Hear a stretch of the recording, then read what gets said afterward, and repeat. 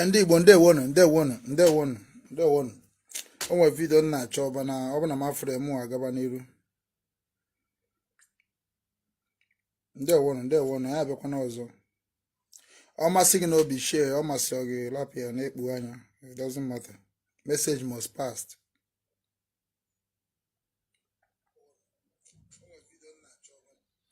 Abago m ya. Ezigbo ụmụ Igbo bịanụ ka maka na ndị na-egbu gị bụ ndị na-asị gị kwado ha. Efu ebe a na-ekwu tụọ vote. Ọ dịka o nwere ife ọzọ a na-atụta na vote. A na-atụta ndụ na vote, amarọ m.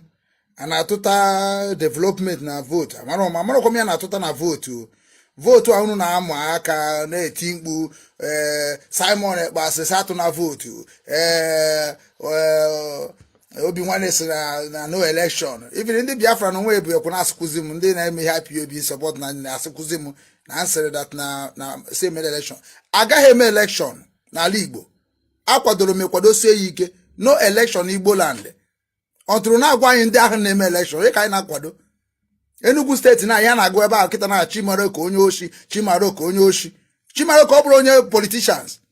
Unu achọghị ikwu eziokwu. Ihe unu nọ ebe a just na-ekpu anya ka onye oshi. Na-achọkwu unu gbusisi ụmụ mmadụ na-amara ihe bụ politics. A na-agwụ na judgment Simon Ekpa na ka mma ka Finland ga-esi mee Simon Ekpa ebe Nigeria na-egbusisi ndị mmadụ bụ terrorist country. Ọhịa mere ndị mmadụ ga-eji anọkọta change obi fa. This is the reason. Unu chai na-ekpere ga-ekpere ka eme Simon arrest, mana unu ekpe ekpere ka release Nnamdi Kanu. What is difference? Hypocrisy everywhere. Ana m echu unu niile ka unu pụtacha ka wee mara ebe anyị ga-agba onye ọbụla kama ka anụ ọgwa niile n'ụwa niile ka anyị ya amụsịsị ya. Unu the very very wicked and hypocrisy. Kwefu unu abụ ndị Igbo. Election asị mwasị na mama ntụzi election Nigeria. Ana onye ọbụla bụ onye ihe Nigeria megoro atụ na election. Leave them, let them play their election on their own. Onwere dị n'ime enwe m right to speak on my land. Ọ maka na ha na kọrọ right unu. Ọ na-ekpusi anya ka onye oshi. Feel that na mbịa kịta sị, tọrọ Peter Obi, you will love him. Chineke kpọkwa gị ọkụ dị. Onye bụ Peter Obi? Who is Peter Obi? A na-agwa gị ihe a ga-eme ka mụ na gị na-abụ ife ime including Peter Obi onye agụ na ụmụ ya dị mma. Unu na-eme expect na ya mara ya anyị na-eme. Ị na-eji ime Simon Ekpa arrest. Ife kwuru akwa aka na-eshe ese Radio Biafra na-eshe eje Simon arrest. What have you people done? I serve IPOB how many years? About 10 years. I know some certain things they not do well. Unu ga-ajụba ndị mmadụ kedu ihe mere onye ji ekwu okwu a? Kedu ihe mere onye ji ekwu okwu a? Iwu na-achọkụ na uburu mmadụ maka unu chanye abụrụgo ndị oshi. Ka ifunu civilized world ga support Nigeria. Anything that we are doing to free our people in the bondage and also releasing Nnamdi Kanu. Common thing una mame.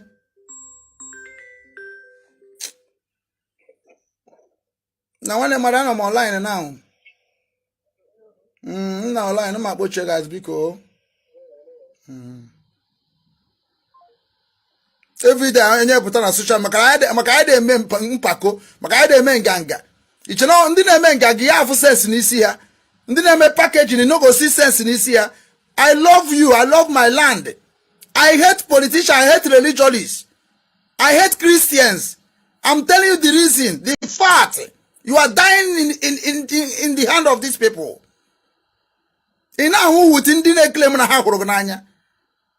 Tomorrow bank asro, machine asro. You are the one that going to go and support these people again. In were right, it's in the man to vote. In were right, it's in the man election. Let these people that claim they are Nigeria come and tell you why are they leading you. What of ndị egbugoro egbu? What of ndị Nigeria government egburu egbu? Kedu unu na-eme ihe nka? Kedu unu na-agbacha na ga-eme ya? Abụrụ n'ọnụ, ọ bụrụ abụrụ n'ọnụ, abụghị anyị nwa bụ ụmụ Igbo ọnụ. Kịta ka anyị chọrọ ịmazị ndị bụ ndị Igbo na ndị bụ ụmụ Igbo. We don't fucking care. Ọsụkwa ndị Igbo jidego ihe dị n'ụwa, ọ bụrụ ya chọrọ ịma. Pụọ na ya na anyị. Anyị achọghị n'ala Igbo ọzọ. Anyị achọrọ Nigeria politics n'ala Igbo ọzọ. Anyị achọrọ ebe ha chọrọ negotiate with us. Anybody tiri isi Chineke ya kpọkụ ya ọkụ that day. Onye mra tikwa Chukwu ya kpọkụ nri na ọkụ. Nke abụrụkwa nke mmadụ na-ekwu, we are ready to die for Igbo people. We are ready to die for make sure that those 3.5 million people that Nigeria killed did not go in vain. When Abraham can negotiate, Nigeria negotiate go with many IPOB. Look at IPOB media side build with the truth and honest, with the love. They post is anything but in the post anything against Simon Ekpa. Did you know what Nandi can have done? Why you people too hope hypocrisy? Can you name potan down in a bundona potaka woman? Yan Ekubun before election, let them down name election. They are why didn't kill election. People on Adibo are not educated. International committee, let them come. Let Finland come. Let Germany come. Let us go there. Can I go see her? Also, Muna in the Nigerian government. Just sometimes social media the way intimidate the voiceless people. And you never to represent the voiceless people on Adibo. Didn't want to give data. Didn't want to give any news. Didn't want to give newspaper. That's people who are representing, not you motherfuckers. Kiwa we create many support Nandikano. Who care? What it concern Abro with overload? If he cannot say the truth, what Nandikano said, all of us will follow him. All of you will go to hell. All kuna na konkofu story na koiri. OBINWANNE against totally election of Nigeria. On your brother, so every platform had total against. No election in Biafra land. Why did they kidnap Nandikano in Kenya? Why did they don't want to listen to us when we be saying that what in they ask? We say, let's give us referendum date. What is different by referendum and the election? What is difference? Can you tell me here? If Finland, can you come and tell us what we are talking about? On your brother, now go and tell me again. Or you cannot do civilized. Russia trade through soon na gemuni edona. Una say no brosum ba. Man ne gwa Nigeria no brosum ba. We are following all the international laws. We are following all the international system, all the international protocols. One name by brosum ba be na Germany embassy na be arrest. Nigeria. Man no maka be no na struggle onya mere IPOB ja da ya. Man if ndi obunu man ndi no na akuku na egbu unu ni na anya. Unu ga amada at na onye obunu no kpara aka kita na unu achikpaso anwu. Ndala. Unu ewute m ndị m na ha nọ na-achụ nta asịsị na ọkpa anyị dị ka akpa anụ gbajisie ya ọ bụrụgo Simon Ekpa sibude ka egbuo mgbe ọ bụ na ndị kan he onye isi anyị na-eme ọfụma he onye isi anyị ọsụgodo otu nne gị onye isi anyị na-eme ọfụma ike nne gị onye isi anyị na-eme ọfụma orugo na nke akịta na ahụ na-achọ ụkwụ na ụkpa nkatakwa nwanne nke unu kpara na nke na ndị kan unu akwụchabeghị kwa ụgwọ ya o unu akwụchabeghị kwa ụgwọ onye niile bụ ụmụ Igbo ka ha bụ ọmụ OBINWANNE ndị Igbo ana represent onye ọbụla bụ onye Igbo ime ihe ọjọọ ngwa n'imeri ọjọọ ime ihe ọma si n'imeri ihe ọma. And my boy, Ebem say Simon Ekpa. What did Nandikano send you? Oh, say Tiana. Oh, say Tigo. Kedia Nandikano Guarage or go behind you. Oh, say Tigo. I will not get the name you name and second. Obuni name Udo Umibo. Udo 3.5 million died. I ain't changed you up on Nandikano. Do continue. I don't need to hear you. I don't need to see you. Many hena ekuri he kuno gegaboru. When many groups of people will merge to declare their freedom in Igbo land. My name be that way. Mi henje ekwu my DOS osoro my PIPOB is not so. When name baga for what if again Nnamdi Kanu Johnny we say that now about many groups are the one come out and restore Israel. One okay for Nigeria the two local to us. Onye kwukwa na maka na emeji oza chiroko with anybody now na erokoba befina mene na hekpara abandi aha nne mi anti. Ogucha obuna obude ngana esik ajigo me esik be phone call ka marakwa ndem na ga aroko no achos me roko onye obuna afuno na eme ofuma support ogo ozugbo as far as it is totally against of Nigeria government, as far as it is totally against of election of Nigeria, as far as it is totally against of anybody elected as a government in Igbo land. Muna dey na aroko spiritual. I support you spiritual. Nigeria must destroy in Igbo land. One name 150 pro-Biafra killed by Nigeria army. No, papa mamagi. Hey, it's something where OBINWANNE. It's something where church mind. It's something where Jesus Christ heart. It's something where obedient. Obedient to the who? To kill us. Hey, Ijo wa chosum ku wa maybe government be na arrest. This is very, very unbearable. One of the wicked. Kita kan chop down the bundi nebusisi umigbo. Chineke na mu. Imukure bum na Igbo jaka egbo hama me selected people they claim na hama bundi Igbo, na hama bu umigbo, mana ha brokwa umigbo. Even ndi Igbo the wise. Maka na afgo mundi bundi ani ne bundi kana say na aka choro Jesus, na aka choro Jesus because hamari eji ha Jesus ha we me. Hamaro. because onye ọbụla na-agwa okwu si Jesus a ga-egbu oge na-afụ ya ka asị na Chinebi ihe mmadụ na-eji m uto, which is not easy. Onye mere gị egwu okwu na-emetụrụ ebere. Look at gị nwa na-eme ịbụ reverend father, ịbụ pastor, ịbụ politician, a na-agwa gị na ndị mmadụ a na-egbusisi ndị mmadụ, and ndị na-egbu ndị mmadụ bụ ndị Nigeria army. You know they talk anything, no. I know that say bandit in ala Nigeria. Bandit in ala Nigeria, but Nigeria have a security. Nigeria take care of their security. No, EJ take care of Simon in Finland with security. Iman eba ki no we man Nigeria nwuranwu. Ana paste ego ka eje nweta Simon Ekpa. Mene nwere ndị Ohaneze Ndigbo no na Finland. If we able to change ikurigba. I need you need the hitchomacho, you need the hitchomacho, you need the hitchomacho. Contact government of this Germany. They call me. They know the question like you people. The question: why are you shouting? Why are you talking? Nigeria meline. Nigeria government they must pay all those things. Yemen also one than all Nigeria government consequences, responsibility. Yemen nihamuhu all Nigeria responsibility. Kezi ndiga kukwando one kobru mu mardia. You go back that the family of any lost child tribe and then because of insecurity. Now the government they take care of it. You know the one in question na job capital being cut back na again motikan kuoku. No come to I go for more. Onya can na go na brother freedom fighters. You know criminals, opportunity freedom fighters, Juna IPOB na made nonsense. If you are radio Biafra, hey, I said I make chairman at Paris. The golden can and the can publish about he can say Simon Obro Madcob. Obro Madcob, Unusoke put a book to butcher me for. Can Unanagaga, and Onya can up pilots, Onya can on IPOB, Onya can on air, here a kumuneo. Isn't it broken in my head? It chobanda na Maria Kahamari. EJ Jamonia my heno alibo no one level. E Marie, you would have mammy heg, where chicken in Amahoka Hamara. That is what they call wiser. Isn't it by POB in my head? Neighbor Nam the canon is so around my head. But many can de Hamari Kahamari. So also Nagamari Wegaba.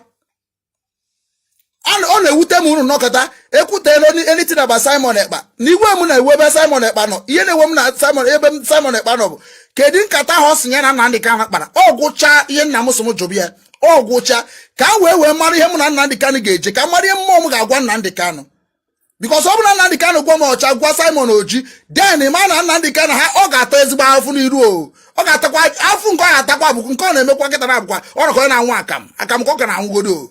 Because no obu chikoma dision itikoma dision be here kita Simon Okuru automatically unam the kind of wakwani also everything about struggle of Biafra is one structure and one or two so now you kisi abaka bebe Simon ono oh John o the original desina on wait information from Nandikan direct to the prison which is now when Nandikan of 2015 on with direct contact to Uchemefo when direct contact to Miomio when direct contact to Obidobien. He have correct now use the phone or twice use phone now pick chaka get our browser moon regime made politics at all of you people must perish. Okunu nina bunde biari were umi gbogbo every do me bonebu onwa every do me bonebu onwa unu ge jaku nu bu onwu okwanyiwa anya no hozu with all of you unu baba anyi ka ibabu unu no one niile ka inos now no one niile agwagna the message ga be international bago o mu gwara eso mu gwa Simon Ekpa declare something ga make out ndị baye no no unu amacha ihe Jonas ye na emu ka ihe mere unu before happy moon ozo on ihe mere nwanne eke eji we mụrụ akọ unu amụbeghị akọ wee ruo today unu amụbeghị akọ obodo ndị Germany youth chi mere riot nwanne ha perish everywhere Hong Kong chi mere riot eje na airport kuri see everything ndị abata abata na abatas na ka idozi ebe anyị ayoba ha big international community enwen emebi so na emebi eje na bank ATM pa useless ndị na-claim na half of Nnamdi Kanu ndị na-claim na Nigeria government adroma it's not good to destroy ATM, it's not good to destroy bank, it's not going to give anybody a favor, it's not a solution for what is going on with us because again Nigeria government na aroko anyị dị too smart. Imagine agwa Nigeria government ma Nnamdi Kanu ma na enwe ndị kaya wee ma ihe no na this struggle na mmadụ gbakwara nkịtị abụ na ọmadụ ihe ọ ga-ekwu na ọ bụ nsọpụrụ ka a na-akpụ ya na m gbara gị nkịtị kịta na ma na ihe m ga-agwa gị na mụ nwa na ụmụ na-eso gị ka okpu abụrụ na m amaghị ụzọ m ga-esi wee naba without you ị na-anụ ya many people ma balance ha ma ndị ọzọ niile ma kedu ọ na-akpọ ọ dịka ọfịa fụrụ comment on him maka nwekwe na-emere oyi o enwekwu m oyi because ha chee benefit to go with it from Nigeria ha bịazi na dance like a good man onye yushu mebe ọ na-afịa o bụrụ ozi onye ọzọ dịka ebuko nkwụ kịta enwere ndị na-ata aja afọ adafụ one skill meal to eat enwere ndị nọ n'ụlọ ọgwụ na-eche onye ga-abịa gbapụta m enwere ndị nọ n'ụlọ ọgwụ na Nigeria kịta na-eche onye ga-abịa kwụ ụgwọ ka ebido treatment m mana ọfịa afụrụ agụ rụchara ụlọ rụjusi ebe niile mana enwere ndị nọ na Asaba ahụ na-asị Chineke onye ga-eweta onye ga-abịa nyere m aka ka nzụtagodo omume azụta ndụ azọmana ndụ ịbịa n'obodo a ndị obodo a eje m kịta na ebe m jeje eme blood test ifuge ka m makwa na system mod kwa okay again because na what I'm doing now is that o nwere ebe na-achọ ịba and ebe na-achọ ịba m ga-akpọ ma onye ahụ hụrụ n'anya onye ọbụla bụ onye mee mistake ma na ndị kana ana m attrack everybody now ana m attrack everybody a ga-episisi everything agwa m na agwa ọ bụ na Nnamdi Kanu na-ejofọ hapụta akwu eziokwu Nnamdi Kanu pụtara ọ ga-adịzi ka onye ahụ onye m ya n'ụwa niile when m na-agwụ n'okwu na-ewekwara n'okwu m na-ewejere ihe o nyekwa nya maka ọ na-eyuzu phone nye phone ka ọ nene m ka ọ na-ekiri m ọfụma ihe m ga-ejikwa wee gwu okwu bụ IPOB he structured nke aga m ejikwu okwu na ụnụ nwa bụ ndị lawyer nke m ga-ejikwu n'okwu because you are a swear oath and deadly man of Nigeria anyị nwabụzi ndị na-agitate ka anyị destroy ya Nigeria structure in Igbo land then anyị ma onwe anyị ma the structure we want nke ahụ Ojukwu wepụtara Ojukwu akpọghọ ndị ọcha wee sị ya I want to declare Biafra Ojukwu akpọghọ ndị ọcha wee sị ya bịa nye m referendum Ojukwu akpọghọ ndị ọcha wee sị ya that I want my people to go Ojukwu just say my people this is opportunity we need to go una na-agbado ndị bụ ọmakana unu che na otu amaghị enweghị certificate na mama ihe na-eme anywhere you come I go and search and know who we are come and call secretary m ụgwọ gwọrọ m ihe niile gụọ in Igbo gụọ in even na Ukraine gụkwuo ma na German na amụ I must understand what you are talking about ọ bụghị na obodo na-ewe politics na-destroy Igbo land every day na-achọ ka Igbo dị mma unu nwa na-achọkwa ka unu ji emebie mọ kedu ka esi were ihe dị n'oche ihe lelule kedu ka esi wepụta ihe dị mma n'ihe lelule na-ezuzu mana ya masị unu nke nwa nọsụkwa n'ala Igbo ịlaika follow onwe na force gị Simon n'ebe ahụ ihe madobe nọ ndị kwetere ijeje eme unu bụ ndị security ịdị na Finland ama m ihe ha na-eme conquest story ọ ka ha ezuzu na unu makwa na Nigeria bụ conquest story people ọ bụ na Finland bụ eziokwu na agwara ya Simon dikiliomoje Nnamdi Kanu sịrị I need about 100 people who can go to prison in abroad for Biafra restoration. Then if not go number one, that's why that is in the Kunahachibia. On a Hachibia, can decide in what say I can talk to you. I will tell you to be strong. If you know what you are doing, it is what you call for to restore the people, the helpless people from Nigeria bondage, Nigeria genocide country. Keep it on. All cancer keep it on. Keep it on. Do not look for face. This is opportunity. Let them jail all of us. Let them jail all of us. If they want to deport you to Nigeria, each passport of Finland. I'm saying that the West international community relationship. Africa will be into two. One America is watching. Everybody is watching. Nobody can take the law onto their hand. Oh yeah, what I. Haga juri ranye. Obuna have human rights na Europe. Man have human rights. Haga juri. Why are you saying this? If you put a na pack on a phone, you will evidence I United Nations, international community, nature ministry has no and card enough, can't go too bad. How wages and negotiation. I can go here and we be here could there. A chauffeur make acquire 20 million. In gas and another can win acquire 30 million. Who quite die enough? Who will can attack who winning was coming.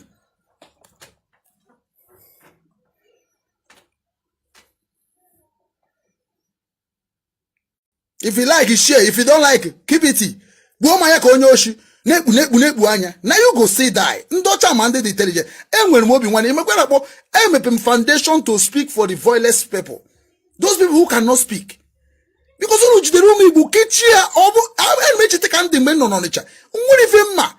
What if ma? You open a yigi apiwa bottle emeka. Na o nwere ihe ga-eji ọnụ wee kwuo ị ga-agbara egbe unu na-agbara egbe ka eji ọnụ ekwu ọ bụrụ ọzọ ọnụ ka Simon ji ekwu ọ bụrụ ọnụ ka Nnamdi Kanu ji ekwu ọ bụrụ ọnụ ka m ji ekwu kpọtana ndị sị gị na ọmụnwa bụ ese ya egbuo mmadụ kpọtara ndị si na ọmụwa si ihe mebie ihe na-emebi na bank Nigeria kpọtara ha ụmụ mmadụ na-amụta ozi ọma anyị na-ezi ụmụ mmadụ dị len unu chọrọ ikpuchi anya aka n'ọnụ ka anyị hapụ ikwu okwu mana ịgụnye bụ journalist nwere right to expose even a general journalist ka Simon Okpo and also a human activist.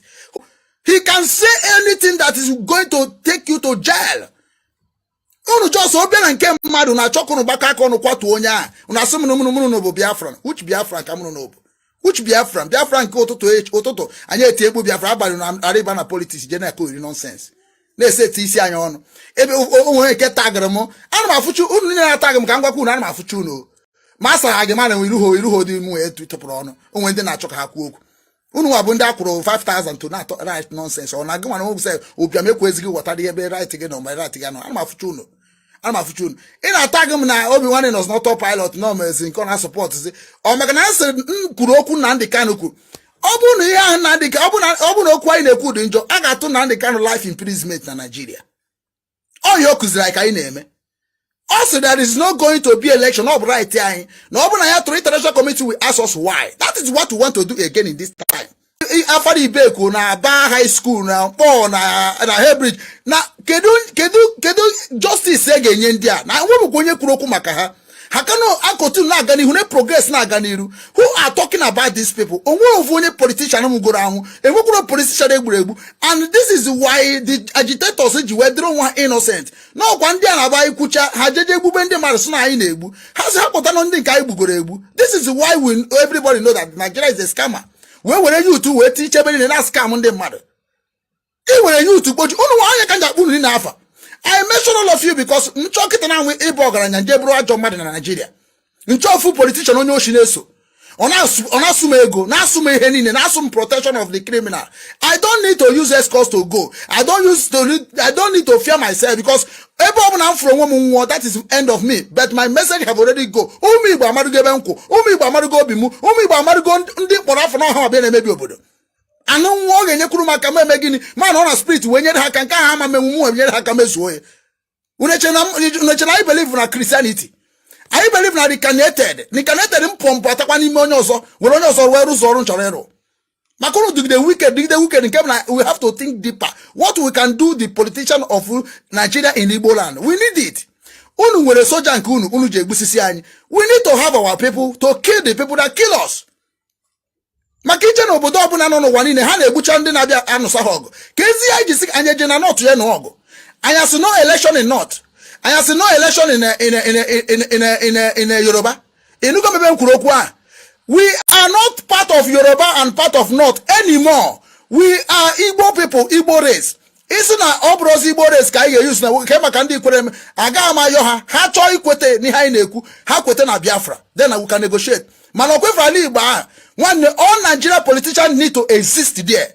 Unu chaga gbafusi there. Anya need those unu. And how many years kunu control Ali Igbo? Common Lagos kabanyema, common Abuja kabanyema. Inwe got in na asiki je nwuta Simon e body kisha drogo ma. All kunu eche no onye oburu no just tukwasi akunu enwete.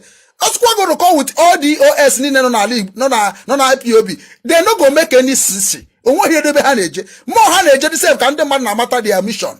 O Igbo pụcha asị je lachaba. Igbo the most dangerous things Igbo pụ asị je lacha ya. Onwe ka ewu somebody.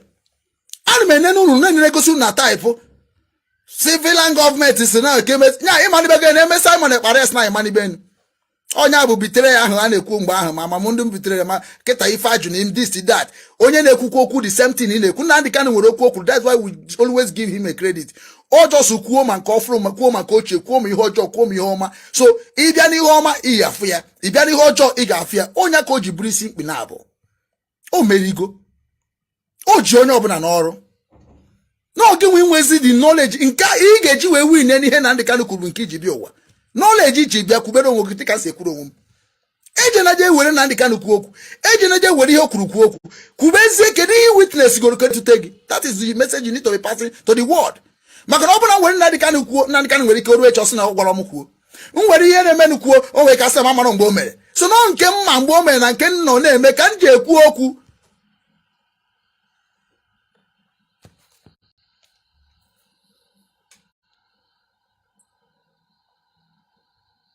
Now, even the Kwokwe beginning, yen the Kwokwe now, message to Simon Ekpa. I will go in Kembo.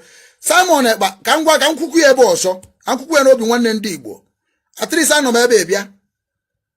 And here they follow me on a page here. Almost Igbo people. All the important personnel in Igbo land are following this page.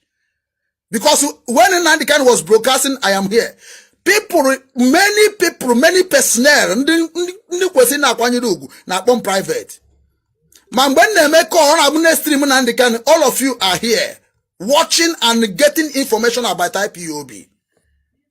This page has helped you people to pass a reliable information to all of you. And this page have never betrayed Igbo lineage. This page have never promoted anything evil in Igbo land. And this page remain to pass a message that's going to liberate Igbo race again worldwide. This page must stand against of injustice. This page must make sure that they will fight those rich that making poor to be poorer. That is why this page is here. This page is defending those people that is selling pure water, selling mineral, carrying bucket of pure water, crate of mineral, those people that driving Okada, those people that driving taxi, those people that is going boy and they no go settle you at last. This page stands for you. It is what I pass through. I am passing for the people of the world. I may be nothing to them, but I am a somebody. In spirit, I used to fight any corruption things in the world. I fight lie, beginning and the end, and lie is my boy, because truth always remain truth. Truth is one that make the world to be. Truth is one that make you to be alive today. Truth is what that make you to be feeling like you are a somebody. So whenever you come to this page, I don't fucking care who you are. What I'm caring, it is who you that is already suffering because of what I'm talking about. Are you ready to be free? Is you ready to be free from the bondage of Nigeria system? From the bondage of the religious system? Are you ready to be free? If you are ready to be free, let me here say, I am a Biafran. I am a Biafran. I am a supporter of Biafran. I am a supporter of Oduduwa. I am Oduduwa. I am Ariwa. I am a supporter of Ariwa. This is what the gods of the nature is calling for in Nigeria to go and look on. International community, if you love human rights, if you love people, if you love human beings, go and listen to those people that are crying on social media about disintegration of Nigeria. This is the time. We don't want a lecture of fucking useless Nigeria in Igbo land anymore. We don't want it. We don't want it. We don't want it. We don't want it. I have millions of thousands of reasons I have given out. I have millions of thousands of reasons. I must tell that it is not good to agree for what you will regret at last. We are not calling for war. We are not calling for problem. We are calling for negotiation and a one table to decide the fate of up and down. We need it. In Germany, you give everybody a right to live. It is up to you to go and look for what you will use to make your life to be better. This is what we are asking for Igbo land, nothing more. Let those people that leading us 60 years ago, let them come and tell us what they have already done in the leadership, what they are leading us. They are doing it turn by turn, and since today, we are still suffering like nobody. We are running away from the land to another people's land, and another people's land we are running, somebody make it to be like that. Why can't us make our own to be like that? In a Simon Ekpa Afghan Mukunu child love chairman Nadekano. Radio Biafra. I'm very, very disappointed. Mbembe OBINWANNE. Former. Mbembe OBINWANNE. Unusumewe na nke. Unewe na nke OBINWANNE suppress media IPOB. I have the contract. The sign. I don't understand what you people always say. China Savoro Simo. Mu were nchekwa ala Igbo call with volunteer. China Savoro bunke volunteer. Or have nchekwa security. Give me a form of media outfit director. Then urusina aga were nke anyị nwere nwe mebi nke mewe na nke mebi nke arụrụ arụkwe udo. Now I'm a very and when we do not publish about Asari Dokubo. in that media. Because Asari Dokubo is part of me. It's Eastern region of Nigeria. We all say we are Biafrans. So when I want to do something, and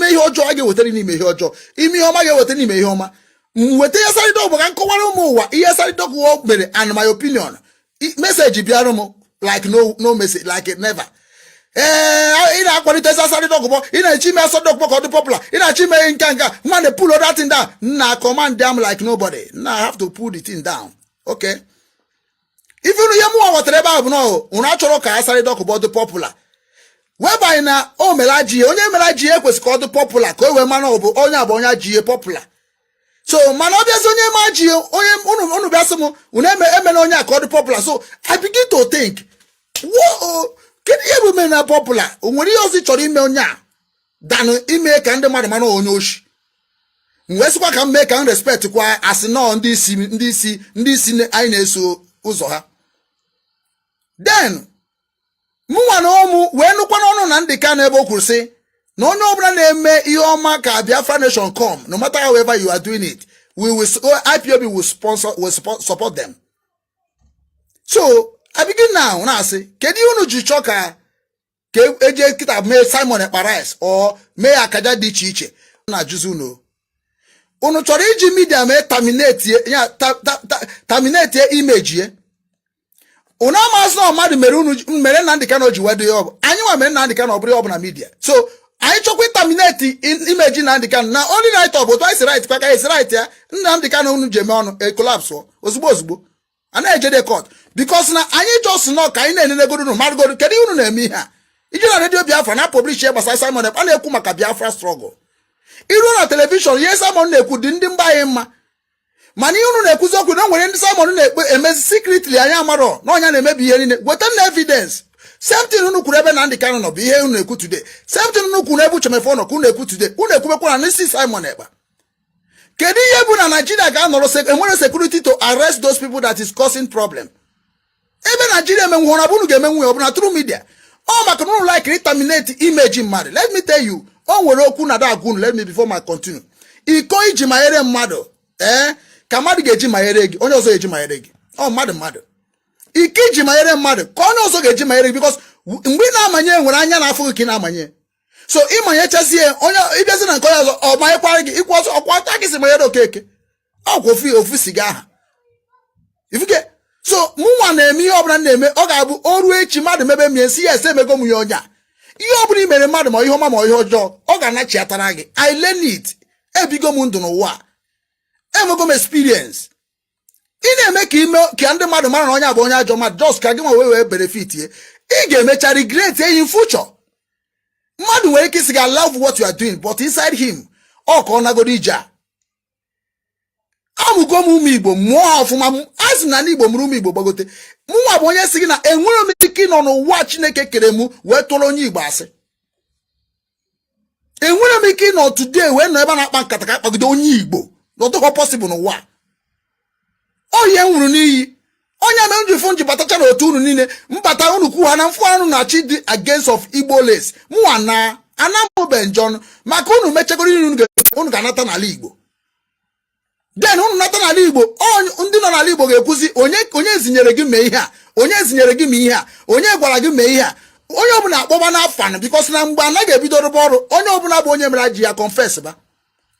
Ejem na radio Biafra na afụzuru na publish something about Simon Ekpa. Kedu ihe Simon Ekpa mere n'ala Igbo? Were ndị nọ n'ala Igbo wee gwa na ihe o mere. Volunteer unu mere volunteer unu mere ESN. Kedu ihe ndị a niile na-alụ? What are their duty?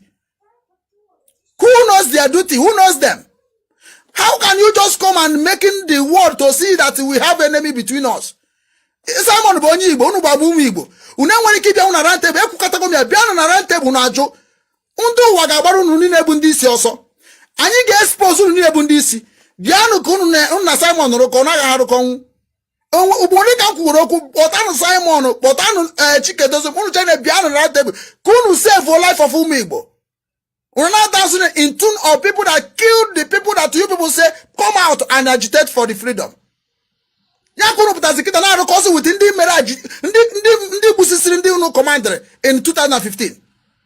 What a shame. All do me nwute na mfu eburu na achọkunu butuo onye nke na-ekwu okwu ka Biafra nwana na-ekwu okwu bịa. When people mocking us say, is it how Biafra nation go be? I understand what they are saying, but I cannot allow the statement to overcome me. Because many of you people have turned this Biafra struggle a business and a cabal and a dictatorship. You don't understand that when I have a choice. When I have a choice, Babu no chop down on cake on a yokwago. One again, my that Nanikon and Yobiki Mokono Koyan Namko will do beba. Hey, yeah, then give Fuzeko Yabanazegi. Which is not if I make it. I know about choice as a onion on Nigeria, Britain and I support with the weapon. Busis Benda and Nina Marianeme, kinda will okay. Man, I buy chop than you kind of yon dear every day, biko. Not for my right, you. Not for my own, no. This is my property, you. Kasa yosi Nigeria government na yo pitobi na yo ndi anine kiri yo ndi abiko hanye my own right as Igbo mbo na obokwa nwa Nigeria as Igbo as onye nwe ihe ndi Nigeria ji aba today. Mgbe I chọpụtara ya any do maybe ayo mad biko what I can do on what I can support any those me e torugo mi sigi that na iye na-egwe mi na Nigeria bi ejo na anoye na-ekwu ebe a. Unu na attack Simon Ekpa. Why unu attack Simon Ekpa? Gwanu ndo wa nwanne awu ndị na-achọ ka abata. You will come and tell me why you are attacking Simon Ekpa. Then ka ngwaze go chie na ofuru. Simon Ekpa said that na again election na Igbo land anymore, na Biafra land anymore. Because unu si na ndị ikwere achọghọ udo. Igbo land I know I can on Igbo land ekwu okwu anyị na-ekwu. Igbo land ka even when na-eje n'ikwere disturb I bank ejo. When na disturb but we are saying it because we love them. That's why we called our Biafra name to make sure that we carry everybody along. That is the only thing. But in terms of that Igbo nation, that's not even na river. When you hear river, use na Igbo. Oh my God, in Enugu. Oh my God, in Imo State. Oh my God, in number. So we are going to reset our youth worldwide. We can come together and use ourselves to build our nation. Always they gonna shock I record with Nigeria. Then I use contract and the condition I get record with Unua. And that's not Unama record, but Unama Chiza also. I need those order from above. We need order from home.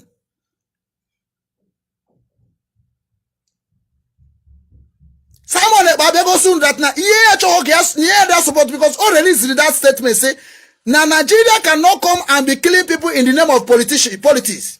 Now every politics that they mean in Nigeria, somebody must sacrifice their head because of that politics. Now a good system to vote na Igbo. And a good system church in Abanye.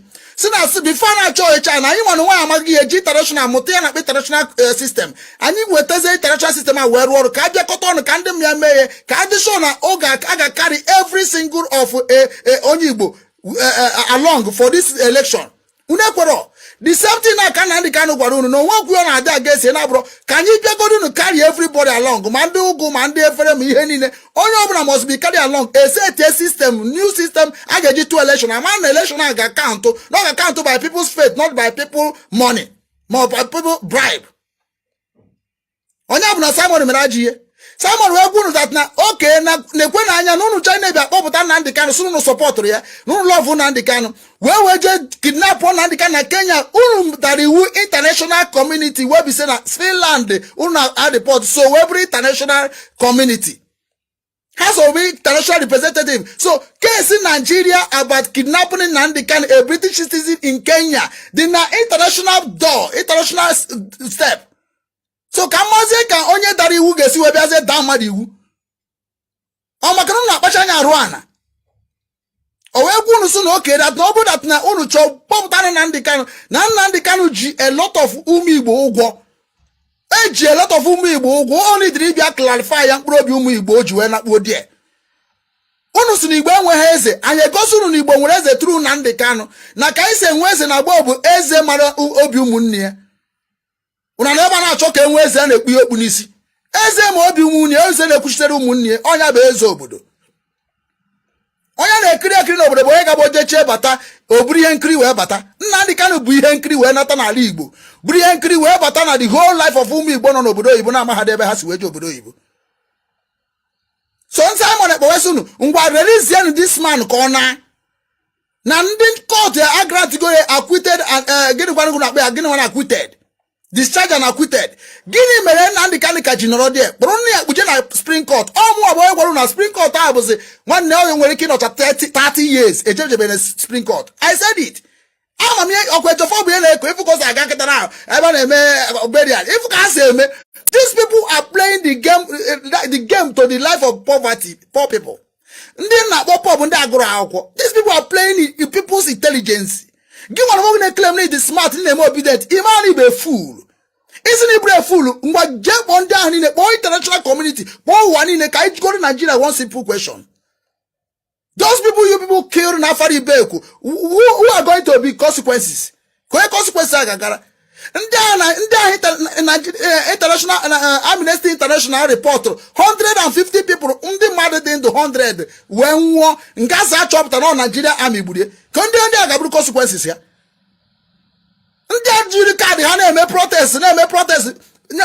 Protest harmful protest Trump may recognize here obedient in a now the same protest when you come together and telling people your mind protest and make it an obedient rigoro. Who speak for us? Kedonye Kurani wa. Nandi can we were Kurani wa bronya jeku makarono chine cholo ka ibia mwete na Nigeria ka we bruku ya we corrupt to mindset ai. Chere ka ejimara Nigeria ya de echezi. O madu na ada. Poputaze Nandi kan ahụ onye ọbụla bụ onye Igbo ma ndị niile bụ ndị ụwa niile lọfụrụ si na ihe o mere dị mma na onwe ebe ọ dara America ya sigo release ye United Kingdom ndị ochi sisi release ye ndị EU sisi release ye gịnị mere dị se Nigeria ji jidekwa ebe a na-achọkwa ka eme election? What is secret there? Ị na-achị je mee Simon Ekpa? Who born you? Onye mụrụ gị? Otu aka international community si wee build obefa actual lie with Biafra, ham ally with Biafra with Simon Ekpa. The friend and Simon Ekpa passport and where he has signed with Simon Ekpa. It's not just name mother. I get one implication the day. Simon other implication the day. If I will look on that. Oh, there you go. If you have no chance, I will give you visa. Every day I will say on it. On na government will carry out but masses. Na support your government ikuru and na Africa ndị na-achọ ka ha support ka eme Simon Ekpa ọ bụrụkwa na ndị enemy of Nnamdi Kanu because ị na-claim that na ihe ejijide Nnamdi Kanu because of ihe na-eme n'ala Igbo.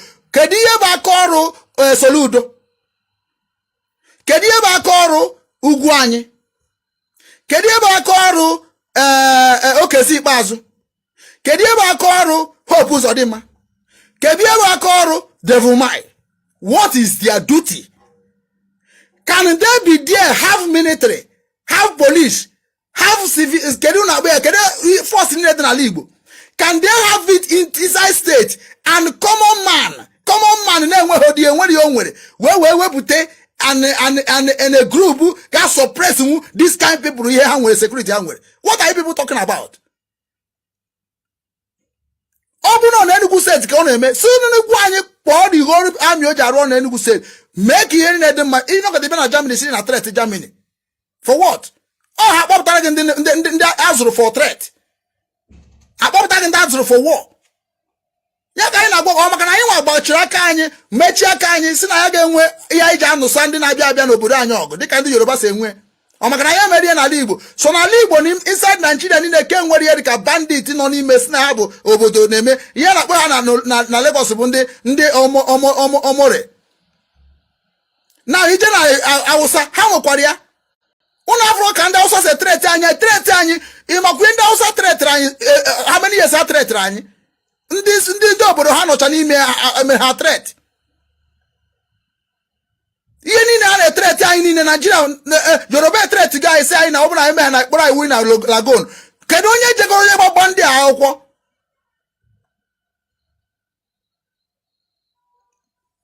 Ị na-abịa kpụrụ Simon. Ịbịa kpụrụ Simon jụkwa Simon ihe iji akpụrụ ya. Ana ịjụcha Simon iji akpụrụ ya, Simon ga-ekwu ihe o ji ekwu ihe ọ na-ekwu. Ka mmazi na ọ bụ ọsị call referendum date. Ka mma na ọ bụrụ ihe Simon ji eme ihe niile ọ na-eme. For referendum date, just wepụta referendum date, onye ga-choose sisi I must stand for Nigeria. Kunu ni nebuzi ndo obedient. Jenu vote onunu. Aya no ogo. Yeni nebu. Even man ke online no. Hey. Even man ke online no. Man ke email. Unu as far as unu be obedient. Ungwana prove one I wrong. Men yana bo referendum before election. Unu I am Nigeria, get out. We don't want to be Biafra. That is all. Iga suppress same mindset mad. Mending mad a catch on your name as you know, just go. I'm not really happy to have from you. Or bro dictatorship. You want to each or each brain new mad. You are slave. Now because of a threat back a threat back up when Ujo can the Maris Ujo Germany NATO, and threat here. Germany can it be like this today? Or take I for a threat? Or threat get threat by 9 I say came in Nakanaka or Guebidon Aligo. I am not going on no quite a kubo quaja to it and down in a bundi bro behind a grana. Can bro begin to get a kiwamana? The politician Nigeria and Wagiana wicked mindset. Their structure can never change until all of them gone.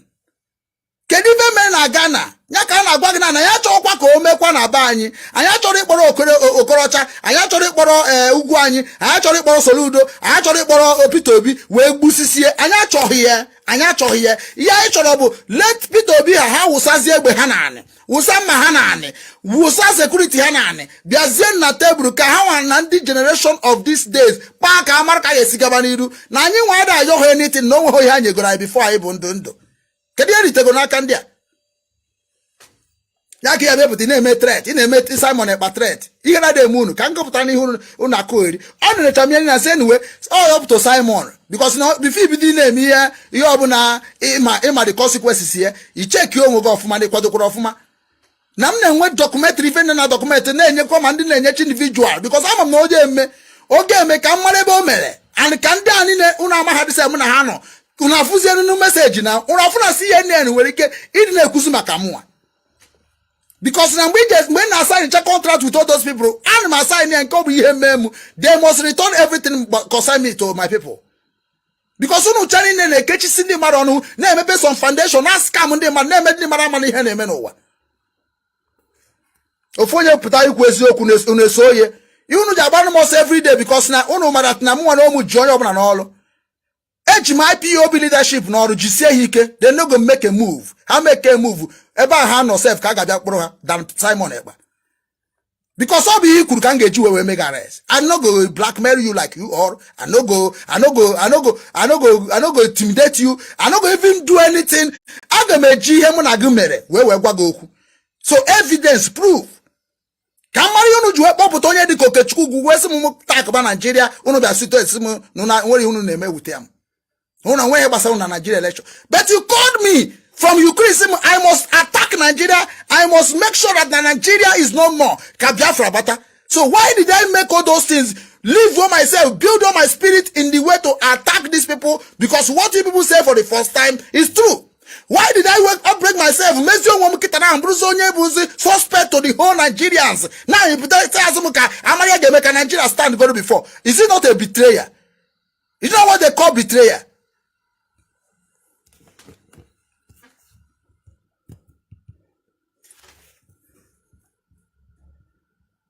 Now, Simon Ekpa last message in Genyegebo. Onye na chia. Amara m na na arụkọ. But yenga godobe onye na chia. Two things bie na-eme mmadụ ihe o ji bụrụ ihe ọ bụ n'ụwa. Ọnwụ na ndụ. Ọgwụcha. O nwere okwu ikwuru is like it coming to end. It coming to pass. That he wants your name to be written for the people that speak for the voiceless people in your own kingdom. Then after so wede nanda habarambo destroy ya bad leadership, criminality in the lineage of where you came from, which is Igbo nation. Can we say this now for you now restore Biafra nation to be stand? Man, this is the time. Maka na nwere ihe mere ka ike Abasanjo we maji. Okay, si we go ba na ndị Kano we pa aka. O nwere ihe ikwuje n'ụwa ka ikwukarịa na ndị Kano n'okwu. O nwere ihe megide n'ụwa ka imekarịa nke na ndị Kano mere eme. onwekwana imegide n'ụwa ka imekarịa nke ndị all the governors have done. So si yenga yodobe gị n'ụwa ma o nwere okwu Nnamdi Kanu kwuru nji love so much before suspicious abịazi now. Nigeria nwere everything aka na alụ mana ha nwere nke obi ji wee biri. Nigeria nwere ife niile ha ga-eji wee win anyị na ndụ mana ha ma win anyị n'ọnwụ. Nigeria nwere ife niile enyere ụwa mana o nwere ife anyị nwa nwere n'ụwa ha enweghọ. Anyị bụ eziokwu. Eziokwu bụ Chukwu. Ọ ihe Nnamdi Kanu kwuru. O wee size na ka anyị ga-esi nweta ife a ọ na-ekwu okwu ya na nkwuru okwu ya ugbu a. Anyị nwee dị na-agwa onwe anyị eziokwu. Anyị nwee dị na-agwa onwe anyị eziokwu. That is where they speak what they say, honest and transparency and consistent. Ebe ka oyibo amela apịa. So Simon Ekpa jiri aka gị duo onwe gị ọdụ. Mmadụ ada duo onye Igbo ọdụ. Ọ ya mere m ji agba gị nkịtị. Maka na mgbe m bidoro movement of OBINWANNE, onwekwa ya dụrụ m ọdụ. Ọmụnwa ji aka m structure ya kpọbazi ndị mmadụ ka anyị mezuo ka ọ bịa na mmezu. Ọ bụrụ na gị nwere oge nwere structure before you join ba chọbazi ebe ị ga maka ama mgbe ị batara ije na nke LLC, ije na nke ụwa zuru ike, ije na nke na ndị ka na ije IPO bịa afọ mgbe na-ejekarị ya ị na-ekwu ya mgbe I remember am, I dey follow you. So maybe na ijechago wee fụ ihe anyị fụrụ wee sị mba because ego mie mụ park on one side mpark ka mpakịrị because no nwere anyị anaghị eje mgbe ọ dara kama agbagharị ya ọsọ ma je kwado maka na ebune na azụ abụrụ n'ọdụ eje ọgụ. So no nwere ihe merenụ ede ji be enwe. So na ihe nna ya ọgụ n'afa nna anyị Igbo nji akpa ike n'ụwa niile onweghị peji ga-abịa pụta na anụ nna anyị Igbo ngụ hiere m because before jide Igbo we na-ekwu okwu bịa bụrụ nna onye amara ebe o si bi ụwa amara ebe o si wee na ịmana ga-adị ọcha n'ime mmụọ na eziokwu. Ihe ọ bụla ị ga na-ekwu n'ụwa make sure that na efuru ya ọ na-emetụrụ ya aka. So gwaba ụmụnne gị eziokwu with that platform. Onwe ajị ihe bịara ime n'ala Igbo sepụ aka ka ihe mere Nnamdi Kanu hapụ ime gị. I swear by the Ohensuka. I want to negotiate with anybody from politician of Nigeria. Never. Abugo hono no wa abugo hono na more. Ihe nwere be ego. They no have power.